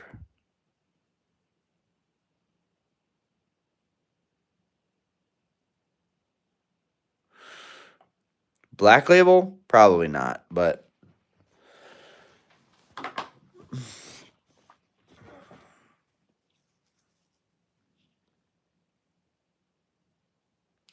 How do you report more than what you make? Because I report that I have side hustles, right? So I sell cards locally sometimes, but I actually report more than what I sell locally, just as like a slight buffer, just to put a little bit more out there. Um, and that's what my dad's always done too. My dad's always reported slightly more just in case. My parents were terrified by our family friends that got audited and lost everything in Philly. So he's always been like better safe than sorry. The government like isn't something to fuck with.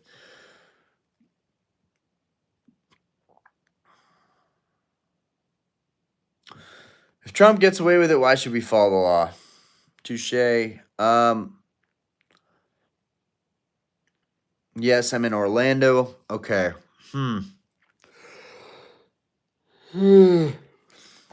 The Bay, I had to pay like $35 for my shiny Rayquaza cutie because it sold out, bro. I'm in Tampa. That drive to Orlando can be a pain. Wetsburr, what's the coolest bug, bro? Coolest bug? It's a good question. I don't know about you guys, but in my opinion, the coolest bug is definitely like a horned beetle. Those things look fucking badass. Also, why I like Heracross so much. Dude, lizards, insects, beetles, Heracross is sick, bro. I missed that boat, man. 5K for a PSA 10. Like, that was like 2 months ago, 3 months ago, maybe, max. I missed out on that Heracross, guys. Orion 2026, don't get high on your own supply. Anonymous, I used money fighting. I I used money fighting those beta Siamese fighting fish. Easy 200. What? I love America. I'm from Georgia. I'm country. Anonymous. Beta fish are badass. Billow, bearded dragons don't play with each other. They do not. They kill each other.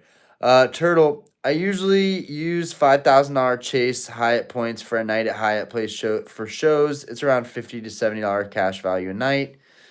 Root, Pokemon Bros first to get robbed during the apocalypse, unfortunately. Dude, I would love a zombie apocalypse. Just take me out now. Take me out now, dude. I'm tired of working. I am tired of working. Just take me out. I have moments where I'm what's the word? Liberated by it. I'm like, "Oh my god, guys, I just made 800 in a night." But like, dude, those nights are so rare. Um Normal room cost is like 120 a night. That would be kind of fun with the fam, I'm not going to lie. But also, like, I don't want to drag my kids around and then they, like, fucking resent me for it later in life. I can't do that. I like them having their environment here, growing up here, having stability. But also, it's kind of traveling, right? If we went to Orlando, we could go to, like, Orlando Zoo or some shit like that. Um, I'm not good at planning either. I've never been good at planning.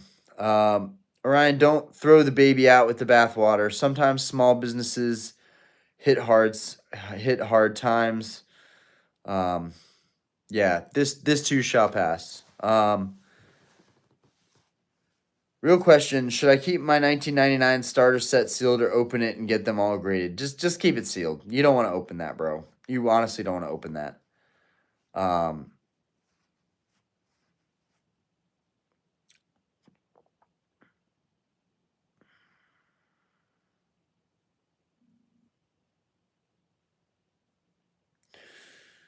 Sometimes you can get a steal on black labels. I just inherited 100K. What graded cards do I get before they're more wild? What graded cards? Like plural? You just inherit 100K. I would say you just inherited 100K. I would honestly, one card that will haunt me in my dreams that someone in our Discord, Goatman, has is the Legendary Collection Zard in PSA 10. That hollow pattern is insane. For that reason alone, and it's Charizard, and Legendary Collection is already low pop. I would say the Zard, especially because you really can't. There aren't too many Charizards that are PSA 10 that you can get at that price point. You could still get the Legendary Collection. But in terms of other cards, like, okay, you got 100K. You can't get many cards that are PSA. You can get some really sweet PSA 9 cards. And even some of the Grail cards in PSA 9, you wouldn't be able to get many. You guys answer. You guys answer. I got a black label. I sold it for $1,876. Oh, if you really want to cope out earlier, just start inputting your collection into collector. Dude, so funny enough, guys, I might put my collection into collector. I might do it. I was telling my wife that on the way home. Like, I kind of want to put my collection into collector and see where the value's at and see how much it's risen. Would definitely make me feel better. But probably still not going to do it.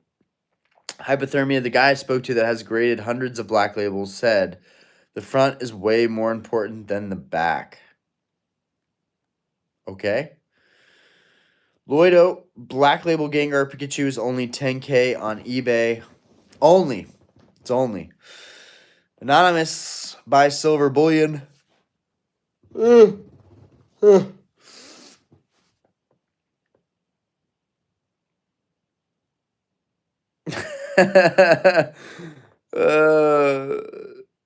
Do real witch. What? Nice glasses, nerd.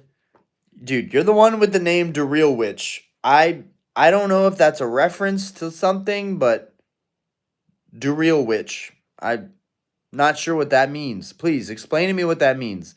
You can call me a nerd, but if I was a nerd, I would know what that means, and I have no idea what that means. Anonymous, praying mantis. Oh, this was the insect.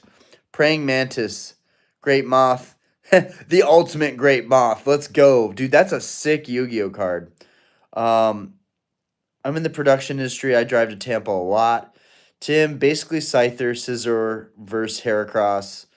That's what's up. Be safe and do you like dragon? Dude, I love dragons. It's like probably what I like the most.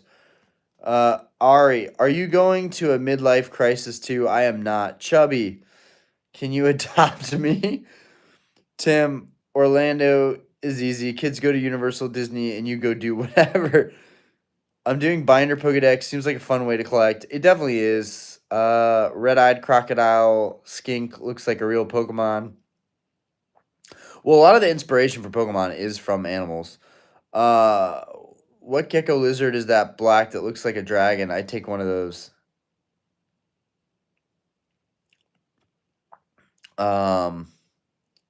That's black and looks like a dragon. Kimono dragon. Kimono dragon would be insane. Neogen and Base are the greatest sets of all time. Hot take.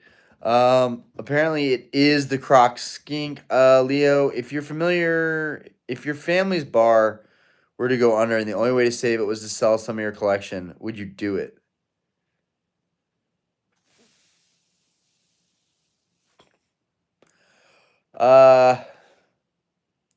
Would I sell my collection to save the bar?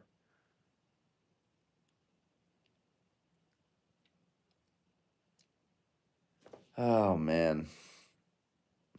You know, the bar is something that's not passive. It's very active work and stressful. Is that worth selling something that's not active work and not really that stressful to me that I really enjoy and love? I don't know. That'd be a tough one. That'd be a tough one. Um, and I'm gonna say I don't think so. If it's broken and it can't be fixed, it can't be fixed. We've been doing this for years now. If we haven't figured it out by now, we're not gonna figure it out. But I don't think the business will go under.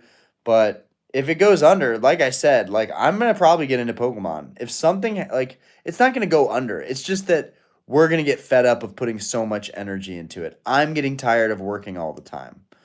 Which who isn't tired of working, right? All of you here, we're all sick and tired of working. Every single one of us. I like my job sometimes. I like it sometimes, but the main thing keeping me there is our community at the bar. It's the same thing with my YouTube. It's the same thing with you guys here right now. It's the only reason I'm here is the community. Um, I don't know if the money will ever be in the bar. I don't know if it'll ever be like really, really heavy cash producing bar. But the community that's there and the people that do come down to hang out and drink and come to the events like the karaoke and the comedy and the open mic for musicians and trivia and movie nights, and I just feel like we're so unappreciated by the people that are in the area. I just feel like they have no idea we're even there. And that, dude, that fucking hurts, man.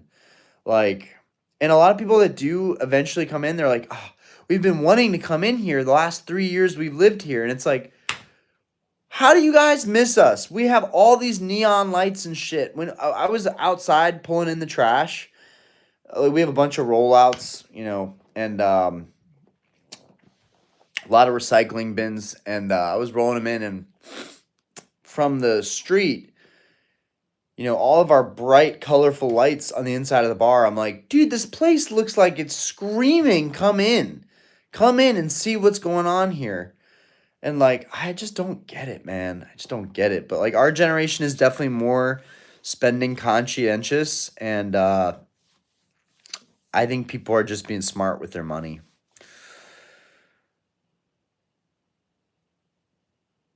Hard no on saving the bar. I have a card. It's spotless except on the back. It has very small. It's just because it's so much work, bro. It's so much work to just keep it going. It's spotless except on the back, and like people don't want to work, right? Bartenders only work because our people only work because they're desperate, right? They don't love it. They're not passionate about it. At least I'm passionate behind the bar, right? I want to talk to people. I want to build our network because it is our baby. But like other people they don't give a shit. They might. I don't know. I don't know, right? It's like I feel like I shouldn't talk any trash about anybody that works for us because it's like it's a form of gossip. It is gossip. But it's like, okay, I already can't talk to anybody at the bar because it's unprofessional. If I can't talk to my Discord about what I'm going through, then I'm really fucked. But I also feel like some of the people in our bar community actually like follow me, maybe are subscribed, maybe actually watch my videos, so I need to be careful about that. Um, I have a card spotless on the back, except the back has very small black ink spot. I thought this was 10, but it got a PSA 9. Turtle, sell the houses before selling your cards, to be honest. Dude, right? Like, crazy to say that. But to be fair, buying another rental property would be more stable, I feel like. But it's just not as liquid. You're right about that. And the whole thing is being able to roll cash in and get cash out of vending. That's huge. Start a card store in the same place. That is an option. We could put a card store in the bar. I'm just so fucking I'm lazy, guys. I'm lazy. I should be spearheading this, right? I should attack this. But vending at shows built around cards, to me, where people are going to be drawn to that show so that they can sell to you, that sounds smarter than having a store inside of the bar where I pay people 80% for their stuff. I don't know. I mean, maybe I should do it in the bar, but it's going to take a damn long time for people to ever come around to being like, oh, this is convenient. I'll get a drink and buy a card. But I would be the only place in Charlotte doing that. That's for sure. Um, I mean, there's a card shop that has a draft system, but they don't have a full bar. Um, I feel like you could do full time vending low key.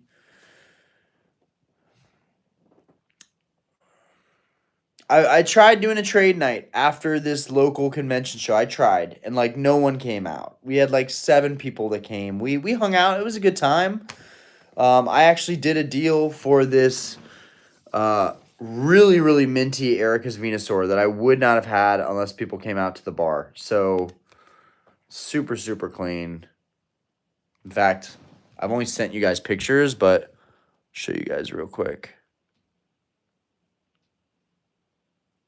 It's like there's some light surface scratches might not show like this, but they're there.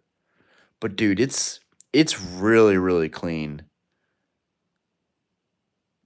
I'm like almost tripping a little bit. I'm like, could this potentially be a 10 I'm holding in my hand? Probably not. That little there's like a little bit of a frayed whitening, that one like little white. It's not really edgeware, but it kind of is at the same time. Yeah, those bottom corners maybe a little bit.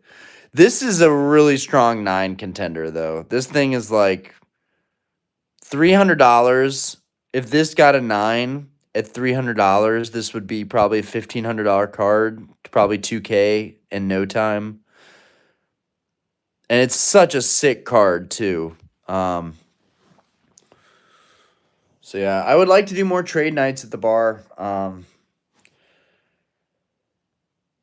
Black Philippines sailfin lizard. That sounds badass, dude. That sounds like a sick ass lizard.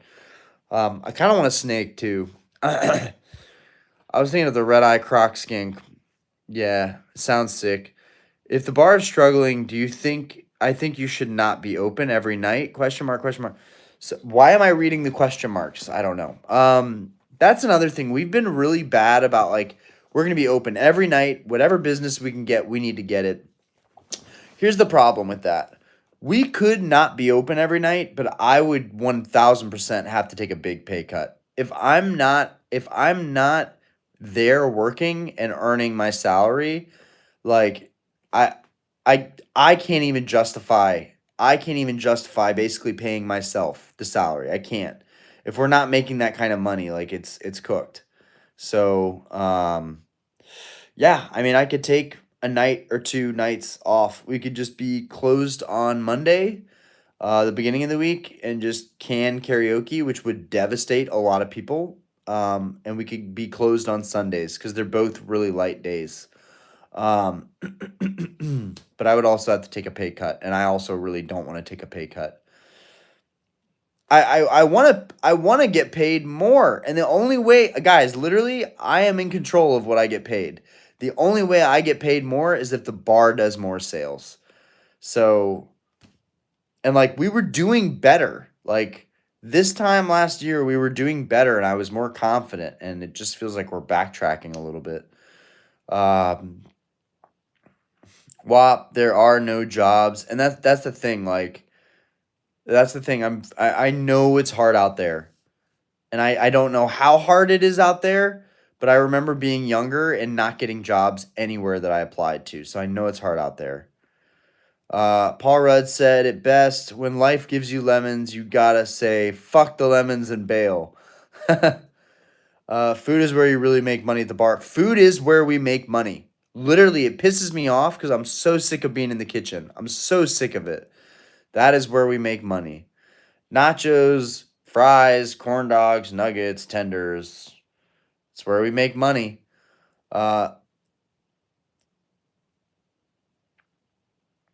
Send me money or send me Lugia or this is an AI. I knew this was a rerun. Interesting. I'm really thinking of the dead internet theory right now. Like some of the chat, it's just like some chats that come in. I'm like, that's not a human being. You cannot just get a job. That's not advice. You cannot just get a job. That's not advice. It's not. Okay. Um, Drew, are you the boy who lived? The boy who lived. I don't know. Um,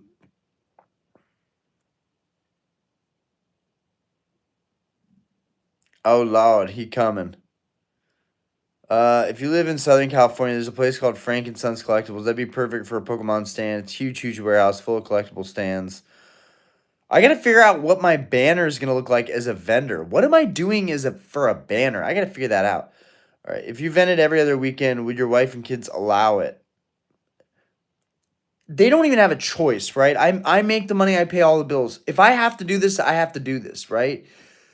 I just don't want to put Diana in that situation. I don't have to do anything. I'm trying to be here. That's why I do the eBay. I try to be home as much as possible. Um, bro looks more like Harry Potter than Harry Potter. Oh my God, that's what you meant. Are you the boy who lived? Bro, I get that all the time. Dude, Daniel Radcliffe is a hunk, so I'll take it. Um,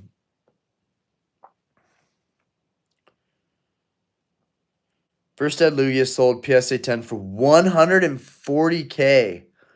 Oh my God. Good Lord. What do you think this means for PSA 9? Well, I have a really clean PSA 9. Um, that seems low. Honestly, 140 actually seems low. I feel like First Ed Lugia PSA 10 should already be like a $200,000 card.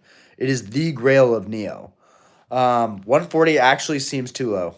I honestly, what that means for a 9?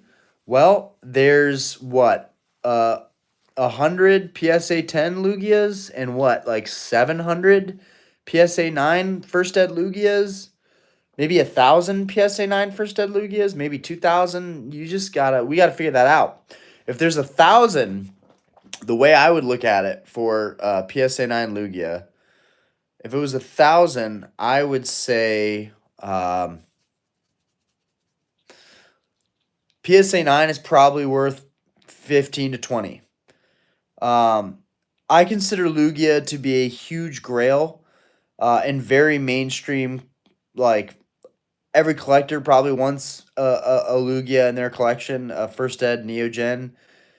Skyridge Gengar is a little more niche. I feel like we love Skyridge, but I still feel like it's a little more niche.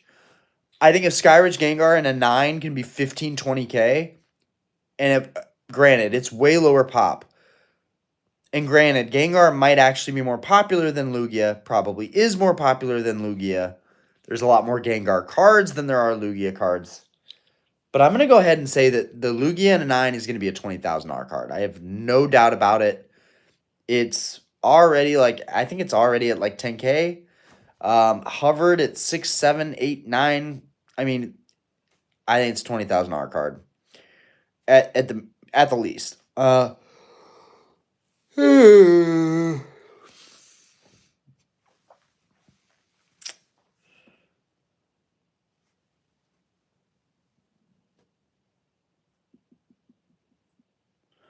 It's so funny to me that uh, people like Wesley Pipes, they pop into the stream, they say gay, and it's just this grotesque black man is the profile picture.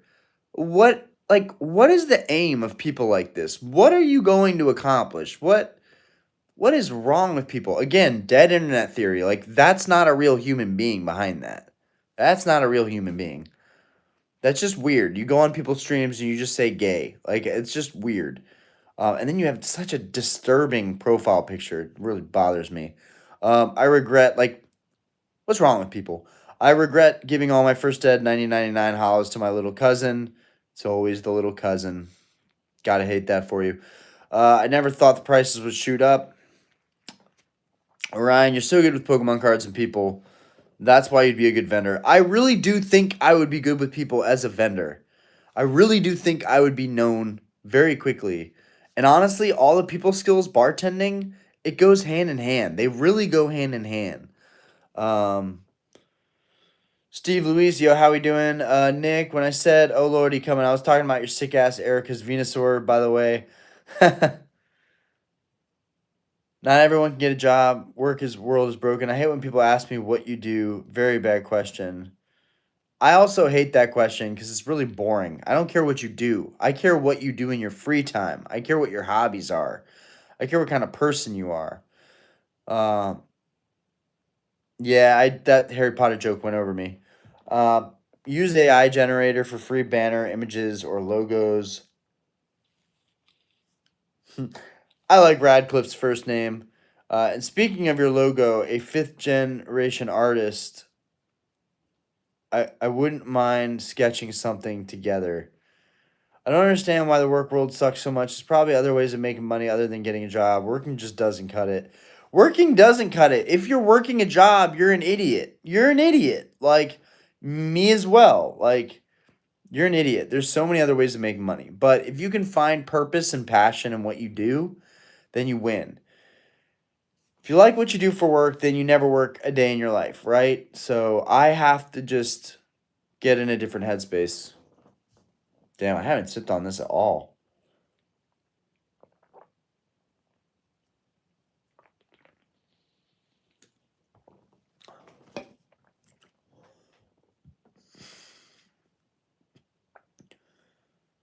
I fucking hate that "what'd you do" questions now because I have to go on a spiel about how Pokemon cards are a viable career path. No, you don't. No, you don't. You just say, I sell Pokemon cards and watch people be blown away. Watch people be blown away. The people that come into the bar, some of the regulars, as soon as I talk about Pokemon cards and like what's going on with them, I can just see this look on their face, like they're tolerating it, and then they're just like, "Do you guys have a side patio?" They're like, "I'm done listening to this guy. This is not real. This guy is just blowing smoke right now. This guy doesn't actually make money off Pokemon cards." Um, but I want to get people that come into the bar into Pokemon, and then they'll ask for my advice, and then we'll share the passion for it. And then when they go make a purchase, I'll be able to steer them in the right direction, or I'll be able to sell something to them. Mainly sell something to them. No, but I really am trying to build like a little local Pokemon bar community. Um,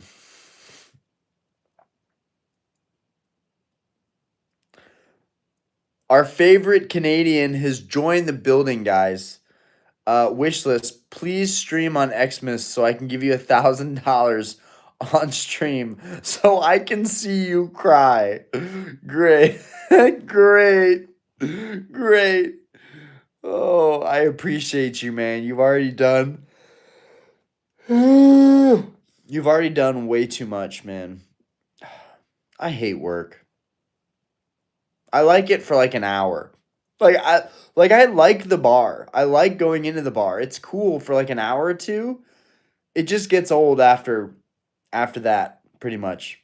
So, especially if it's slow. If it's slow, I lose my goddamn mind. But if it's fast, if we have fast bar volume, I'm just slinging drinks and the night goes by really quick. It's great.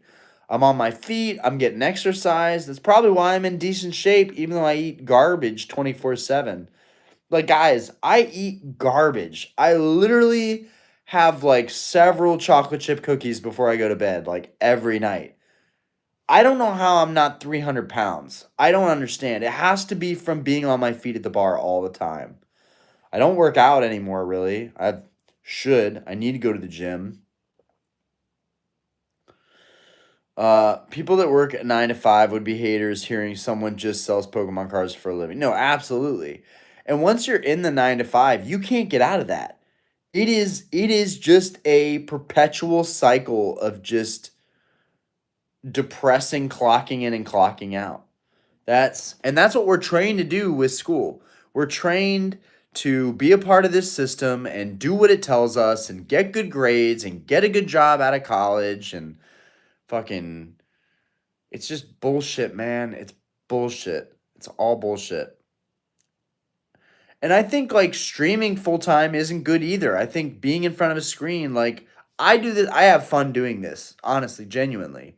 And I have a pretty full life, right? I have a great life. I have a great life, right? Based on like what society, I have my house, I have kids, I have a wife, I help run a business.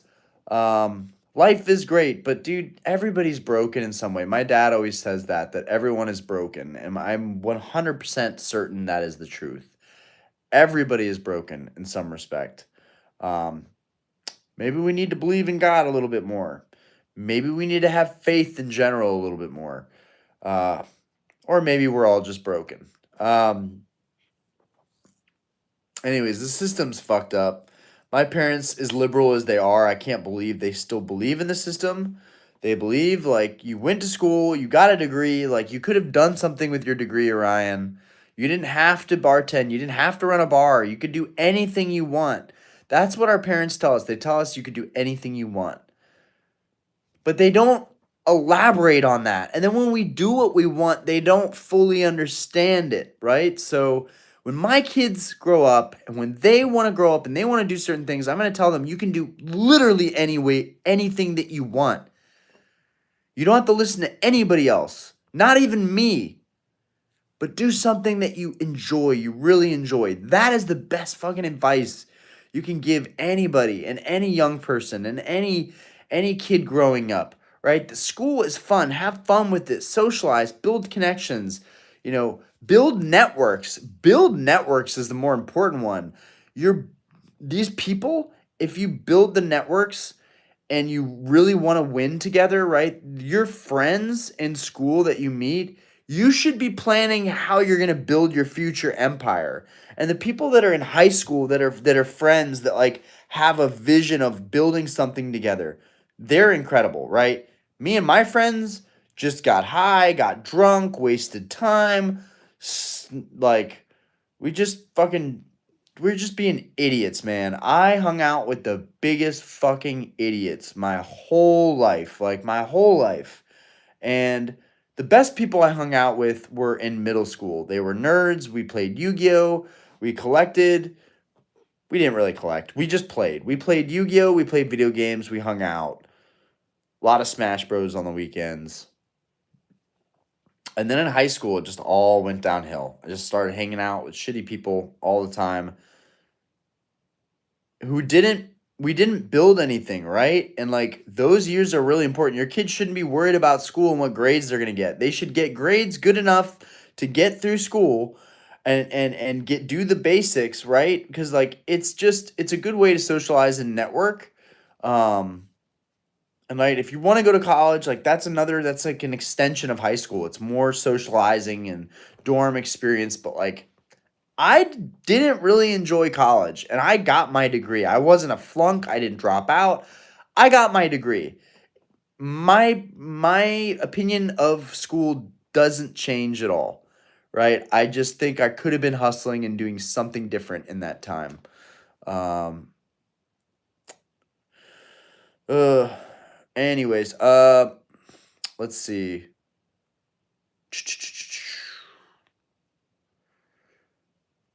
Um Charizard or Infernape design? Oh, Charizard all day.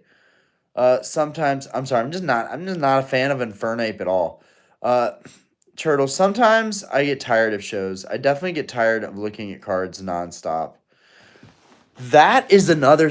Oh, dude, I love the update on YouTube. I absolutely love the update on YouTube. Oh my god, dude. Your phone dies and you can literally resume a stream if it ends. I fucking love it, dude. I fucking love it. Can you guys hear me right now? Can you guys hear me? I mean, yeah, we had 50 people in here. It's fucking cooked. But, alright, well, we're back. We had 50 people in here. Fuck, my phone fucking died, and I was enjoying reading the chat. Okay, so, alright, going back to, sometimes I get tired of shows. I definitely get tired of looking at cards nonstop. That's gotta be hard. That's got to be really hard to look at it nonstop and it just you become totally desensitized to it. Um, but that's another thing, Turtle. You're also looking at raw stuff, and that would get old. But also, you're gonna have once you have 10,000 hours in anything, you master it, right? You're mastering the craft, dude. You're mastering the craft. I don't think I would get tired of it, honestly, just because I haven't ever gotten tired of looking at the same cards. Like I literally am okay buying duplicates of the same cards. Um, I think I would get tired of looking at the same modern cards over and over. Vintage just hits different for me. If I'm looking at vintage stuff coming in to a vendor table all the time, I'm in heaven. Um, but yeah, dude, it definitely beats working a 9 to 5. Damn, dude, we had like 50 people in here at like 3 in the morning, dude. That's fuck.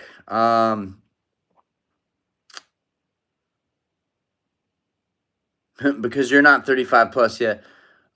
Dude, and some of the vendors that I became good friends with at the show, like, dude, they're in their 40s, 50s. They're still doing this. They're crushing it.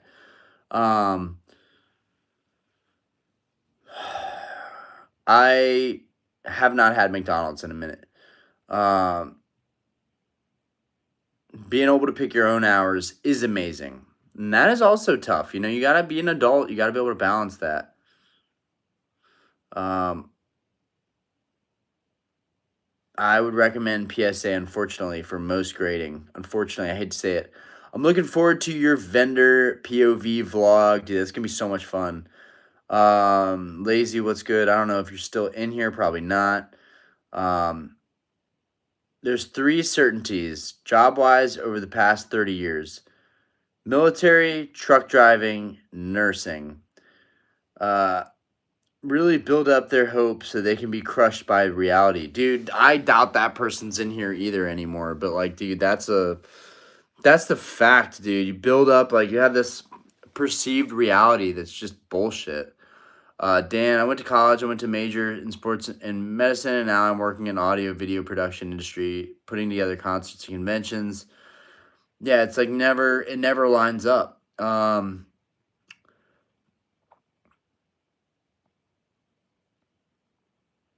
No, you're good. No, I did not eat any fast food today. Unfortunately, I had some dank fast food yesterday. I had a Harriet's burger. It's like one of the best burgers you can get in the city, and we had some pizza. I'm not a pizza guy, but that's because my wife likes Papa John's, which is wild because Papa John's is garbage, and Diana has refined taste. She likes organic stuff. I don't know why she likes Papa John's. But anyways, there are pizza places that I could literally go for any day. I just don't like Americanized. I don't like Americanized like cheaper pizza. Um, I was tutoring dudes in college that couldn't do arithmetic, and I mean that.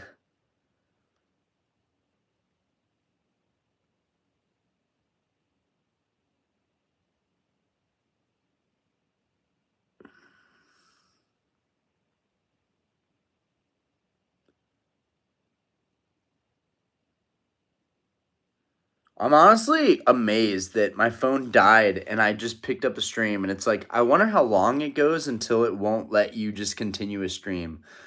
Like if my phone died and then I picked up tomorrow morning, I wonder if it would be like, "Do you want to continue the stream?" Um, but I think it's pretty cool that it has that feature. Um, it's actually so clutch because it would have just ended there. I wouldn't have started another stream. I would have just felt bad though for people thinking that I just like ghosted. Um,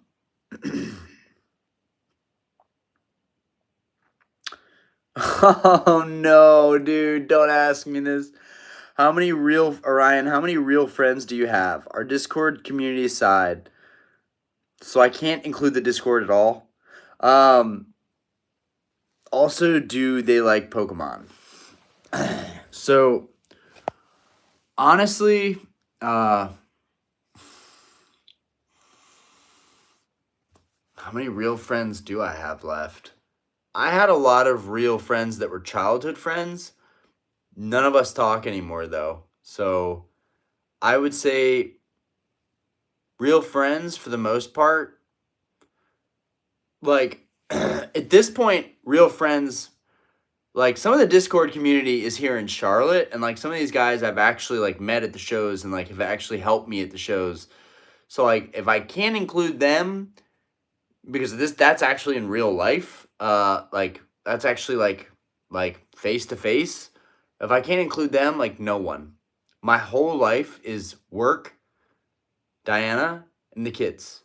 And that's how it is for a lot of men out there. Um, and my childhood friends, if I do catch up with them, none of them are into Pokemon unless they go way back, right? Um, and it's okay, man. I have so much stuff going on. I don't have time. I don't have time to try and like make friends and catch up with old friends. Like I'm so invested in this hobby. Um, that honestly the best thing for me would be to continue vending at shows and make friends at shows and build those relationships. So some of the guys that are in our Discord are here in Charlotte. They have come out to the show. I've met them and they are closer friends to me than anybody else. I also met some vendors at the show that aren't a part of my community or the Discord. We are friends over text and Instagram, and like there, I would consider them friends with me now. New friends. That would be new friends. And then there's people that aren't in my Discord that I text regularly, that I call regularly, that like we have conversations, and they're across the country. They're not on my Discord, but they see my YouTube, and we've met at shows before, and like they're friends of mine. But like in terms of like me having like a commute, like a group of friends, like group of guy friends that I hang out with here, outside of spending time with my family, being with my kids, no one, no one. Um,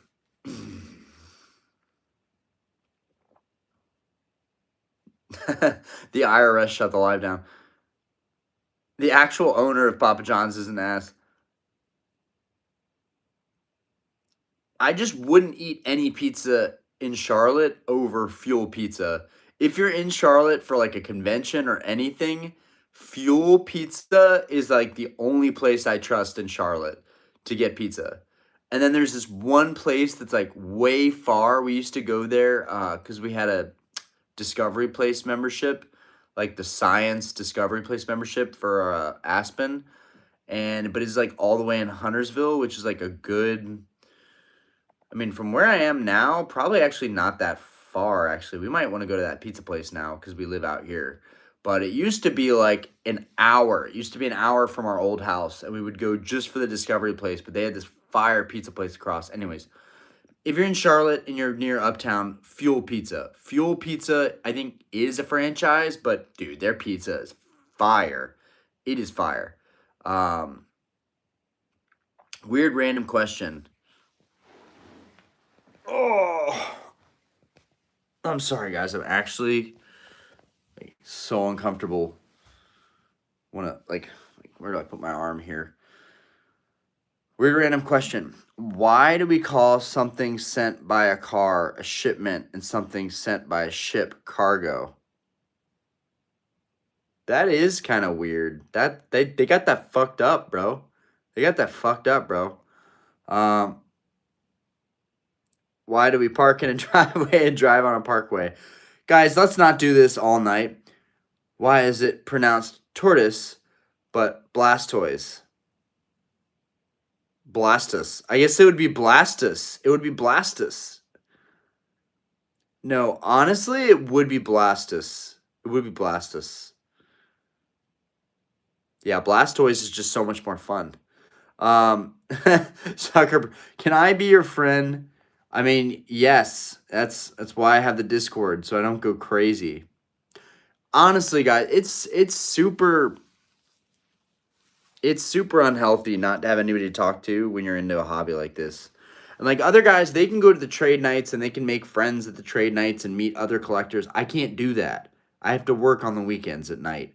These shows are going to give me a serious chance to really engage with people because they're during the day. So I can work as long as we don't have a day event at the bar.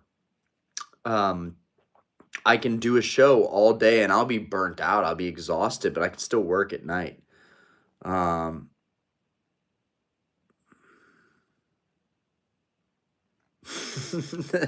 can I be your friend? Uh, Leo, thank you for answering all of our questions wholeheartedly. You're a good person, sweetheart. Wish I grew up with you as a friend. Well, that's the thing. Like, that's the thing. Like, so I was talking about how eventually our Discord group could grow massive to the point where, like, we have an annual party at my bar, right? If the bar is still around in the future. But I would love to meet everybody that I've interacted with online too. Like, that would be pretty. I've always talked about that'd be pretty badass to put all the faces to the names. Um, and it would make me really, really happy. Like, dude, my eyes lit up. Uh, when people would come up to me and like be like, "Hey, you're Ryan. Like, I watch your stuff," and like they'd be like, "I'm blah blah blah on YouTube. Like, I watch your stuff," and I'm like, "Oh, like you're always leaving those comments." Like, dude, makes my life, dude. Makes my life. Tim, my wife's making homemade Nashville hot potato chips upstairs currently. Fat man sounds. That sounds great. Wish list. I appreciate you. I gotta put up the Blue Man Group show at Orlando. I Ferris wheel at 8 o'clock in the morning, so almost 4 hours from now. Oh yeah, no, that's gonna be tough. And that being said, guys, it's been an absolutely amazing stream. I know it died off and I went back, but I want to at least give you guys closure.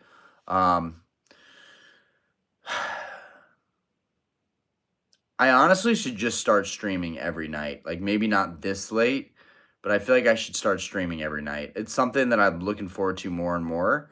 And I can't believe I'm consistently doing this every Monday, Wednesday, Friday. Like, it's like my bedtime routine at this point. But I'm still going to go play some Battlefield. I'm going to have a little late night snack. I'm going to go play some Battlefield. I'm going to be grateful for everything that I have and be grateful for this community and grateful for all the opportunities that I have. And yeah, this stream helped me cope with selling some stuff way too soon, and I'll get over it probably by the morning. I usually always feel better in the morning no matter what's going on. Dude, that sun's going to shine. It's going to be a beautiful day. I'm going to spend time with my family. It's going to be great. Bro, you didn't have to super me. You literally did not have to super me, bro. Like, I should be supering you. Appreciate it. I will definitely play some Battlefield. Do you think we should have separate channels in Discord for modern and vintage? Honestly, that might be a good idea. Because I feel like everyone is talking about like grail cards and no one ever talks about modern cards they picked up. We probably should have a channel for modern.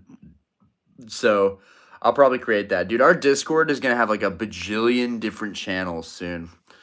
It's going to have like a bajillion different channels. I feel like I need to get rid of some of the channels in the Discord and keep it and make it more precise. I feel like we should have a channel for each TCG, each like decently sized TCG. I don't like people being like, "Oh, One Piece is trash. Oh, Dragon Ball Z is trash." I don't like that because I genuinely just like TCGs. There was a girl that came into my bar tonight. Oh, here we go. We're going to get 50 people in the goddamn stream, and then I'm going to end up streaming for another fucking hour. I love you guys, but damn it. We lost the stream because my phone died and everybody left, and now there's literally almost 50 people back in the stream. We back now, homies. Okay, and then people left. But yeah, a girl came into the bar today with some newer Digimon cards, and dude, they were badass. Isn't this wild how people come into my bar and like, I don't make conversation about trading cards. It just comes up, which makes me feel like I'm meant to do this shit. Like, she had this little binder thing hanging off of her purse. And I'm like, what's that? And she's like, it's my binder. And I'm like, binder for what? Pokemon? Yu-Gi-Oh? What's in there? Magic? And she's like, no, Digimon. And I was like, Digimon? A 23-year-old girl had a Digimon binder in her book bag that came out to sing karaoke and get drinks. I was shocked. But also, Digimon is badass, dude. Digimon is fucking sick. And honestly, no one's looking at Digimon.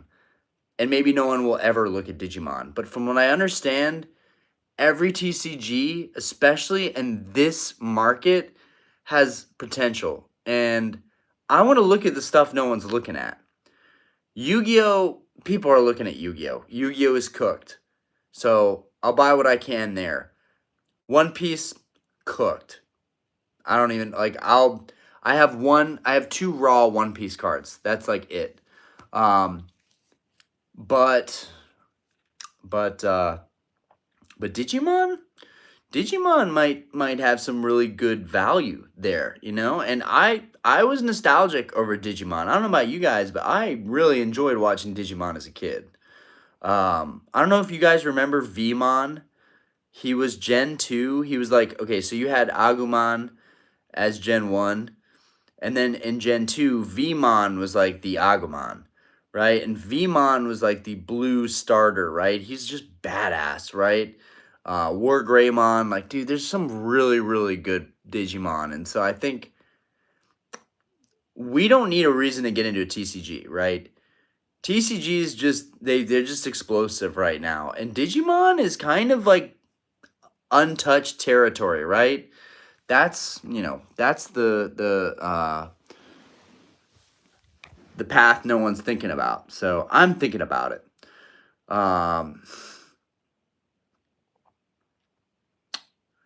Trappin', what up, dog? Ethan, why'd you sell too early? Because I'm a fucking dumbass. That's why. Fun fact. Also, dude, just seeing cash laid out on a table does things to people. Fun fact, which is why I think the vendors put the cash in their displays. It's to let you know, like, I got cash. I can cash you out. It's going to be nice. Take that 80%. Fun fact, the inventor of petroleum jelly ate a spoonful of it every day and lived to be 96 years old despite that. Ugh. Mantis, yeah, I'm priced out of vintage. Helpful to talk about modern. Yeah, I try to talk about modern. It just gets drowned out a lot of the time. Haley, my day is going good. How about you? Pooping turtle is a goated name, dude. You're telling me, dude. I've been a fan since day one. Steve, you're the chosen one. Lucky one. Marry her. Marry any girl that has a Digimon mini binder hanging on her purse. What the hell does a 23-year-old know about Digimon? LOL. Like, what? Dude, it's wild. Like, dude, this isn't even your generation. Like, what are you doing? How? Shocked me. Gen 2 with all the eggs and different evolutions. Gabumon was the GOAT. Akira, my favorite. Garurumon was my OG fave. Garurumon, it was Garurumon, the wolf. Dude, the wolf is fucking sick. Very curious about that Naruto TCG. Have insane nostalgia for that series. Naruto is pretty sick too. Tim, I enjoy playing SW with my son, but I don't talk about it. Card values. SWU. Dude, I don't know what that is. SWU. Need urgent money for buying mansion and supercars. Feel that. Trappinch, I can see you doing the run right now. Pooping Turtle. Downside about Digimon, one monster per partner. Pokemon, it's unlimited. Feels like that a nail on Digimon longevity as an IP. I don't know, man. I don't know if that matters much, man. Alt arts are alt arts. Just tune back in after my commute from work. Final thoughts of your plays at the con. At the end of the day, I cashed out, right? I'm sitting on more cash I've ever had. That was a big plus. I am no longer like financially stressed out, which was bad for my mental health. Now I'm just being a big baby because I didn't make as much money as I could have made, right? And that's also on me. I should have checked the comps. I should have had some balls. I should have I should have argued for a higher price. I should have been like, dude, beat me at 85%, beat me at 90%, bro. This is a fucking grail, dude. You're not getting this from anybody else in here. There's only 300 of these in a 9. You're not getting this from anybody else. And that dude that I blessed with the Typhlosion, dude, that card is going to crush for him. That card is going to crush for him. And I actually like the guy that did me the Typhlosion. The guy that I sold the Typhlosion to in a 9, he's the one who actually told me the comp on the Skyridge Gengar. And he was like, I actually can't buy this card from you. It's like way out of my budget. And he was like, you had a last sale of 13.8. And I was like, dude, you're my fucking favorite person for being like transparent and an honest vendor. And so that guy gave a crazy good deal on the Typhlosion. Just tuned back in after Anonymous. LOR was my favorite TCG to play because it feels more like a streamlined Magic the Gathering. Yeah, Garurumon is the wolf. Oh, hell yeah, hell yeah. Star Wars Unlimited. Star Wars is fire too, dude. Some Star Wars trading cards would be gas too, but I like to keep it closer to the cartoon anime. How do you feel about investing in water Pokemon like Wailord, Magikarp with Gen 10 being water focused? Think it'll matter? Nah, I don't think it'll matter. I do think Pokemon like that are going to get more and more popular, though. That's like a vague, generalized thing to say that probably helps no one. Common sentiment, people hate missing out on 20% profit more than losing 20% on an investment. That part. Many Digimon games, you can have multiple Digimon, so that restriction doesn't really apply to the whole IP. I agree, dude. I think Digimon is actually sick. And I have my vintage Digimon cards, and I kind of feel like I need to get those out, take a look at them, display some on the wall. I've been rolling my Pokemon into League of Legends. Oh, Riftbound. I think it's a fad, but I love the game. Nothing is a fad if you're passionate about it. More people are passionate about it. Just stick with it. It'll all pan out. That's what Pokemon has been for me, and that's what I believe can happen with any TCG, honestly. Like, you build a community around a TCG. When the masses all jump on it, your whole community is going to be like, bro, you led us into the promised land, right? I could lead us into the Digimon promised land. Anonymous, my wife has a Digimon tattoo. It's fire. Thoughts on the OG show? One human attached to one Digimon forever, basically. Ash can change Pokemon over time and keep things exciting, basically. I enjoyed playing Lorcana, but the local scene fell apart competitively. That's too bad. League probably will never die in the next 50-plus years. It's a good investment. Wow. For Turtle to say that is wild. Turtle, you play League of Legends? You still bidding on Buster Blader for the 10 end up in auction? Nope. Nope. Dude, I kept bidding up the Buster Blader. And it ended up at 1680. And it was old cert. It had some dust in the slab. I reached out to Slab Sharks because all of their vintage 10 auctions had dust and dirt on the scans or whatever. And I was like, I just need you guys to tell me if this is like dirt, dust, debris, and like I don't even know if I would have trusted them even if they told me like, no, that's not on the slab. I still don't even know if I would have trusted them. But yeah, it went over what I wanted. I wanted to be in it like 1.4, 1.5 max. It was at 1.7. There's tax on top of that. So, yeah. What I did was I ended up getting the Dark Paladin PSA 10 DMG. I'm really fucking excited for that card, guys. It's sick. Yeah, so I'm getting the Dark Paladin DMG. It's pop 67. There's 1,200 in total pop. That card is extremely low pop. Very, very nice card. Fraction of the cost of the Magician's Force Dark Paladin, and you're getting such a nice holo on it. So I got that. I bought it for 1.6, and then someone in our Discord was like, I know the guy who was selling that. He had it on Instagram, and he made a story sale for it for 1.3. Reached out to the guy on Instagram, begged him to let me cancel the sale since it was on Sunday, and I knew he wasn't shipping it yet anyways, and he was like, dude, totally fine to do that. Are you okay doing friends and family? He gave me the tracking on it today, by the way. It'll be here by Friday. or sooner than that potentially. Maybe it'll be here by Thursday. But yeah, I'm gonna get my first epic vintage Yu-Gi-Oh Grail, and honestly, I couldn't be happier. Like it's sick. At 1.3, that's not much. So I got I got all this money from the weekend show. I spent 10K on the Lovebirds, and that was mainly from selling my cases and some raw cards and some slabs. I would say about 7K is what I brought in for everything for the Lovebirds, and then I probably pulled 3 grand out of the previous day's sales. So Lovebirds was 10, the Dark Paladin was 1.3, that's 11.3. And then I bought the Erica's Venusaur for 300 from my buddy Raw, so 11.6. That was a lot, man. Like, I did not want to spend that much. I wanted to really come home with all that cash, right? Like, I went from, I have a stack about this big of cash to, I could have had a stack about this big of cash. And that feels like a real brick. The initial amount that I had after the first day's convention, I was like, oh my God, put this next to my head like a freaking phone. Like, dude, bro, this shit's fucking dope. It's more like that now.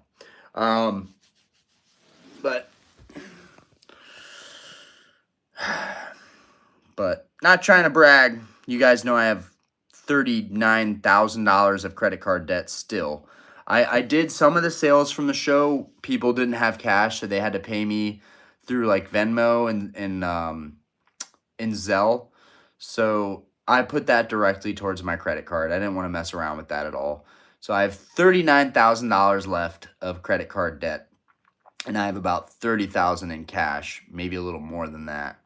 So I just need to keep paying down my credit card and gradually and use that cash to do something good with. Even though, honestly, I don't even want to use the cash. It's so nice to just have cash, but it doesn't do anything for you if it's sitting.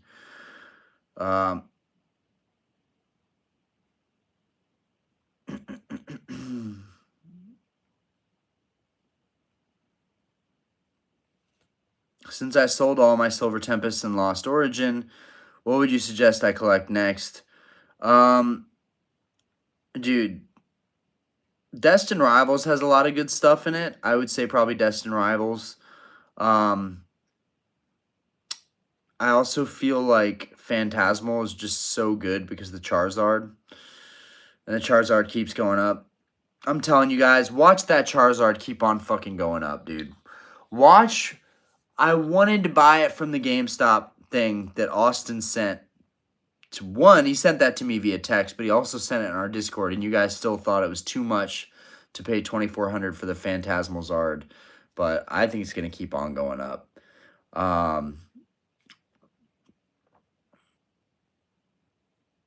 Ooh, wait, what? You're still bidding on the Buster Blader? Wait, so there's a new one up by PSA? Oh, dude. With how low pop the Buster Blader is, I might have to go for that. Barrel Dragon is also a favorite of mine. Fuck, those are 2 dope cards.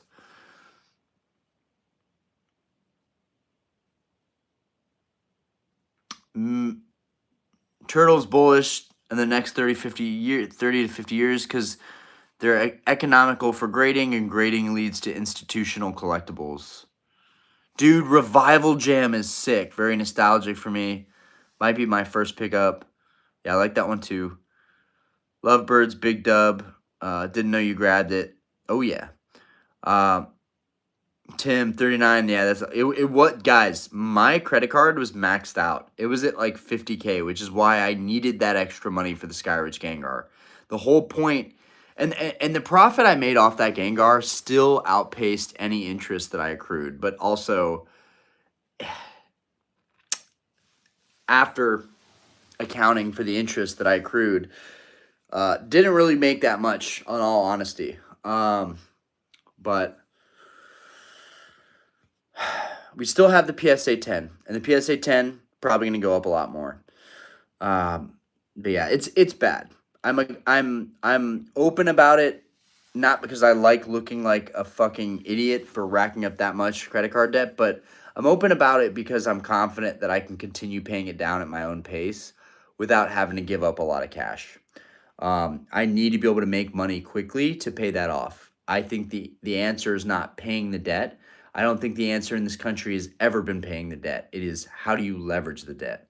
And I'm not saying I leverage it well, but I want to get better. I want to get better with that. Once I pay my credit card off completely, I don't know. I'll probably chill. I'll probably chill for like at least a week or two and just say, guys, I'm chilling for a week or two. I'm not putting anything on my credit card. I'm not buying anything unless I'm buying it at 80%, which at that point it's to make money off of it. So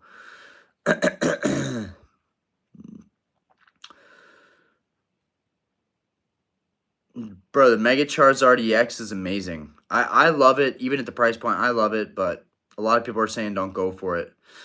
Bro, at least style your hair. Style, dude. Style? I don't need style.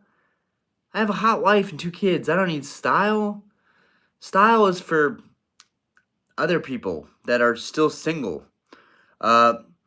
I'd only pick up the Megazard raw. Dude, also they gem really easy. So Turtle's right. They gem really easy. All the vendors were telling me, like, dude, don't buy that card. Like, just buy raw copies. And hopefully, as a vendor, if I'm buying at 80%, I might be able to buy some clean gradable raw. I think if I buy raw, it's either going to be quick resell because it's 80%, or it's going to be because I think I can grade it.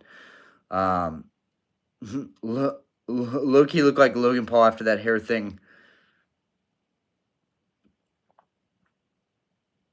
You don't need style. Style need Orion. That's great. That's great. All right, guys. Okay, I'm really taking off. I'm really taking off for real. I'm tired. Got a long day tomorrow. I appreciate you guys popping out while I vented and complained about not making enough money. Ooh, woe is me. First world problems, right? First world problems.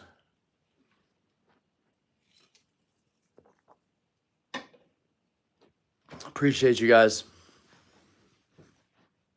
Peace out, everybody. Tomorrow we have a banger video to drop. Super excited. We're going to talk about one, PSA authentication. eBay authentication, but it's really PSA. One, PSA authentication fucked up somebody's card. There's a lot of stuff happening. Some sports card, dude, something, I don't know, but PSA authentication messed up somebody's card. They messed up somebody's card, and then so gotta be careful with that. And then which they did to my Lugia as well.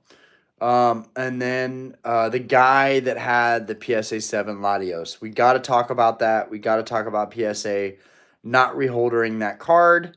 And just in general, like, let's be real. PSA could legitimately go through like a serious like investigation. And if that shit happens, I think it would be good for the company, honestly. Like at this point, like, I don't know, just real quick before we go, fuck Nat Turner, or not fuck Nat Turner, because he's just a CEO that's doing what CEOs do. Something he collects too. Something is going on behind the scenes, and I don't want to admit that, but I think that PSA genuinely needs an audit. They need an audit. They need an investigation. They need a thorough stop all the grading. They need to be gone through hard. And they need a good new CEO. I think Nat Turner has to go, honestly. Might be wrong on that, but I did watch a YouTube video where they were very critical of Nat Turner and like kind of talking about how PSA is on the fringe of falling apart. Maybe that's clickbait. Maybe it's not. Maybe PSA should be investigated. I'm all for it. I don't think it's going to hurt my PSA card values. I really don't. I think everybody doesn't care what happens to PSA. But I think we can all agree they need to have some type of fucking repercussion for all the shit been going on. And I think an investigation would be great. I think it would be great. I think it would be glorious. And an audit of everything they have coming in, everything going out. Like, dude, that would be insane. I know it would, but something. We gotta do something about PSA.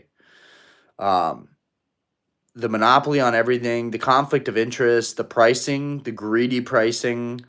Um,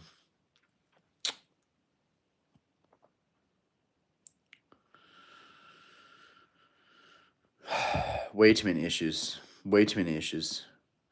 Go get ran through on Battlefield. Peace, bro. I'm literally about to get probably smashed on Battlefield. Uh,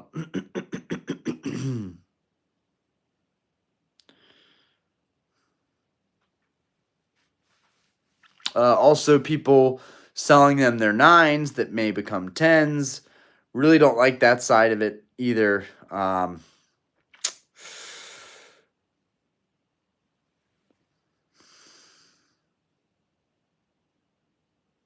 I do think we got to give some merit to Tag. I know they are struggling, but I do kind of like the idea. Take humans out of it. Can we trust them though? I think it's just an issue of trusting the grading companies in general. For the most part, I think we can, but I think PSA definitely needs to have some kind of audit or something, some kind of investigation. Maybe a new CEO. I don't know. Anyways, peace out, y'all. Really, I'm going for real. I'm really leaving you. I love you. Sweet dreams.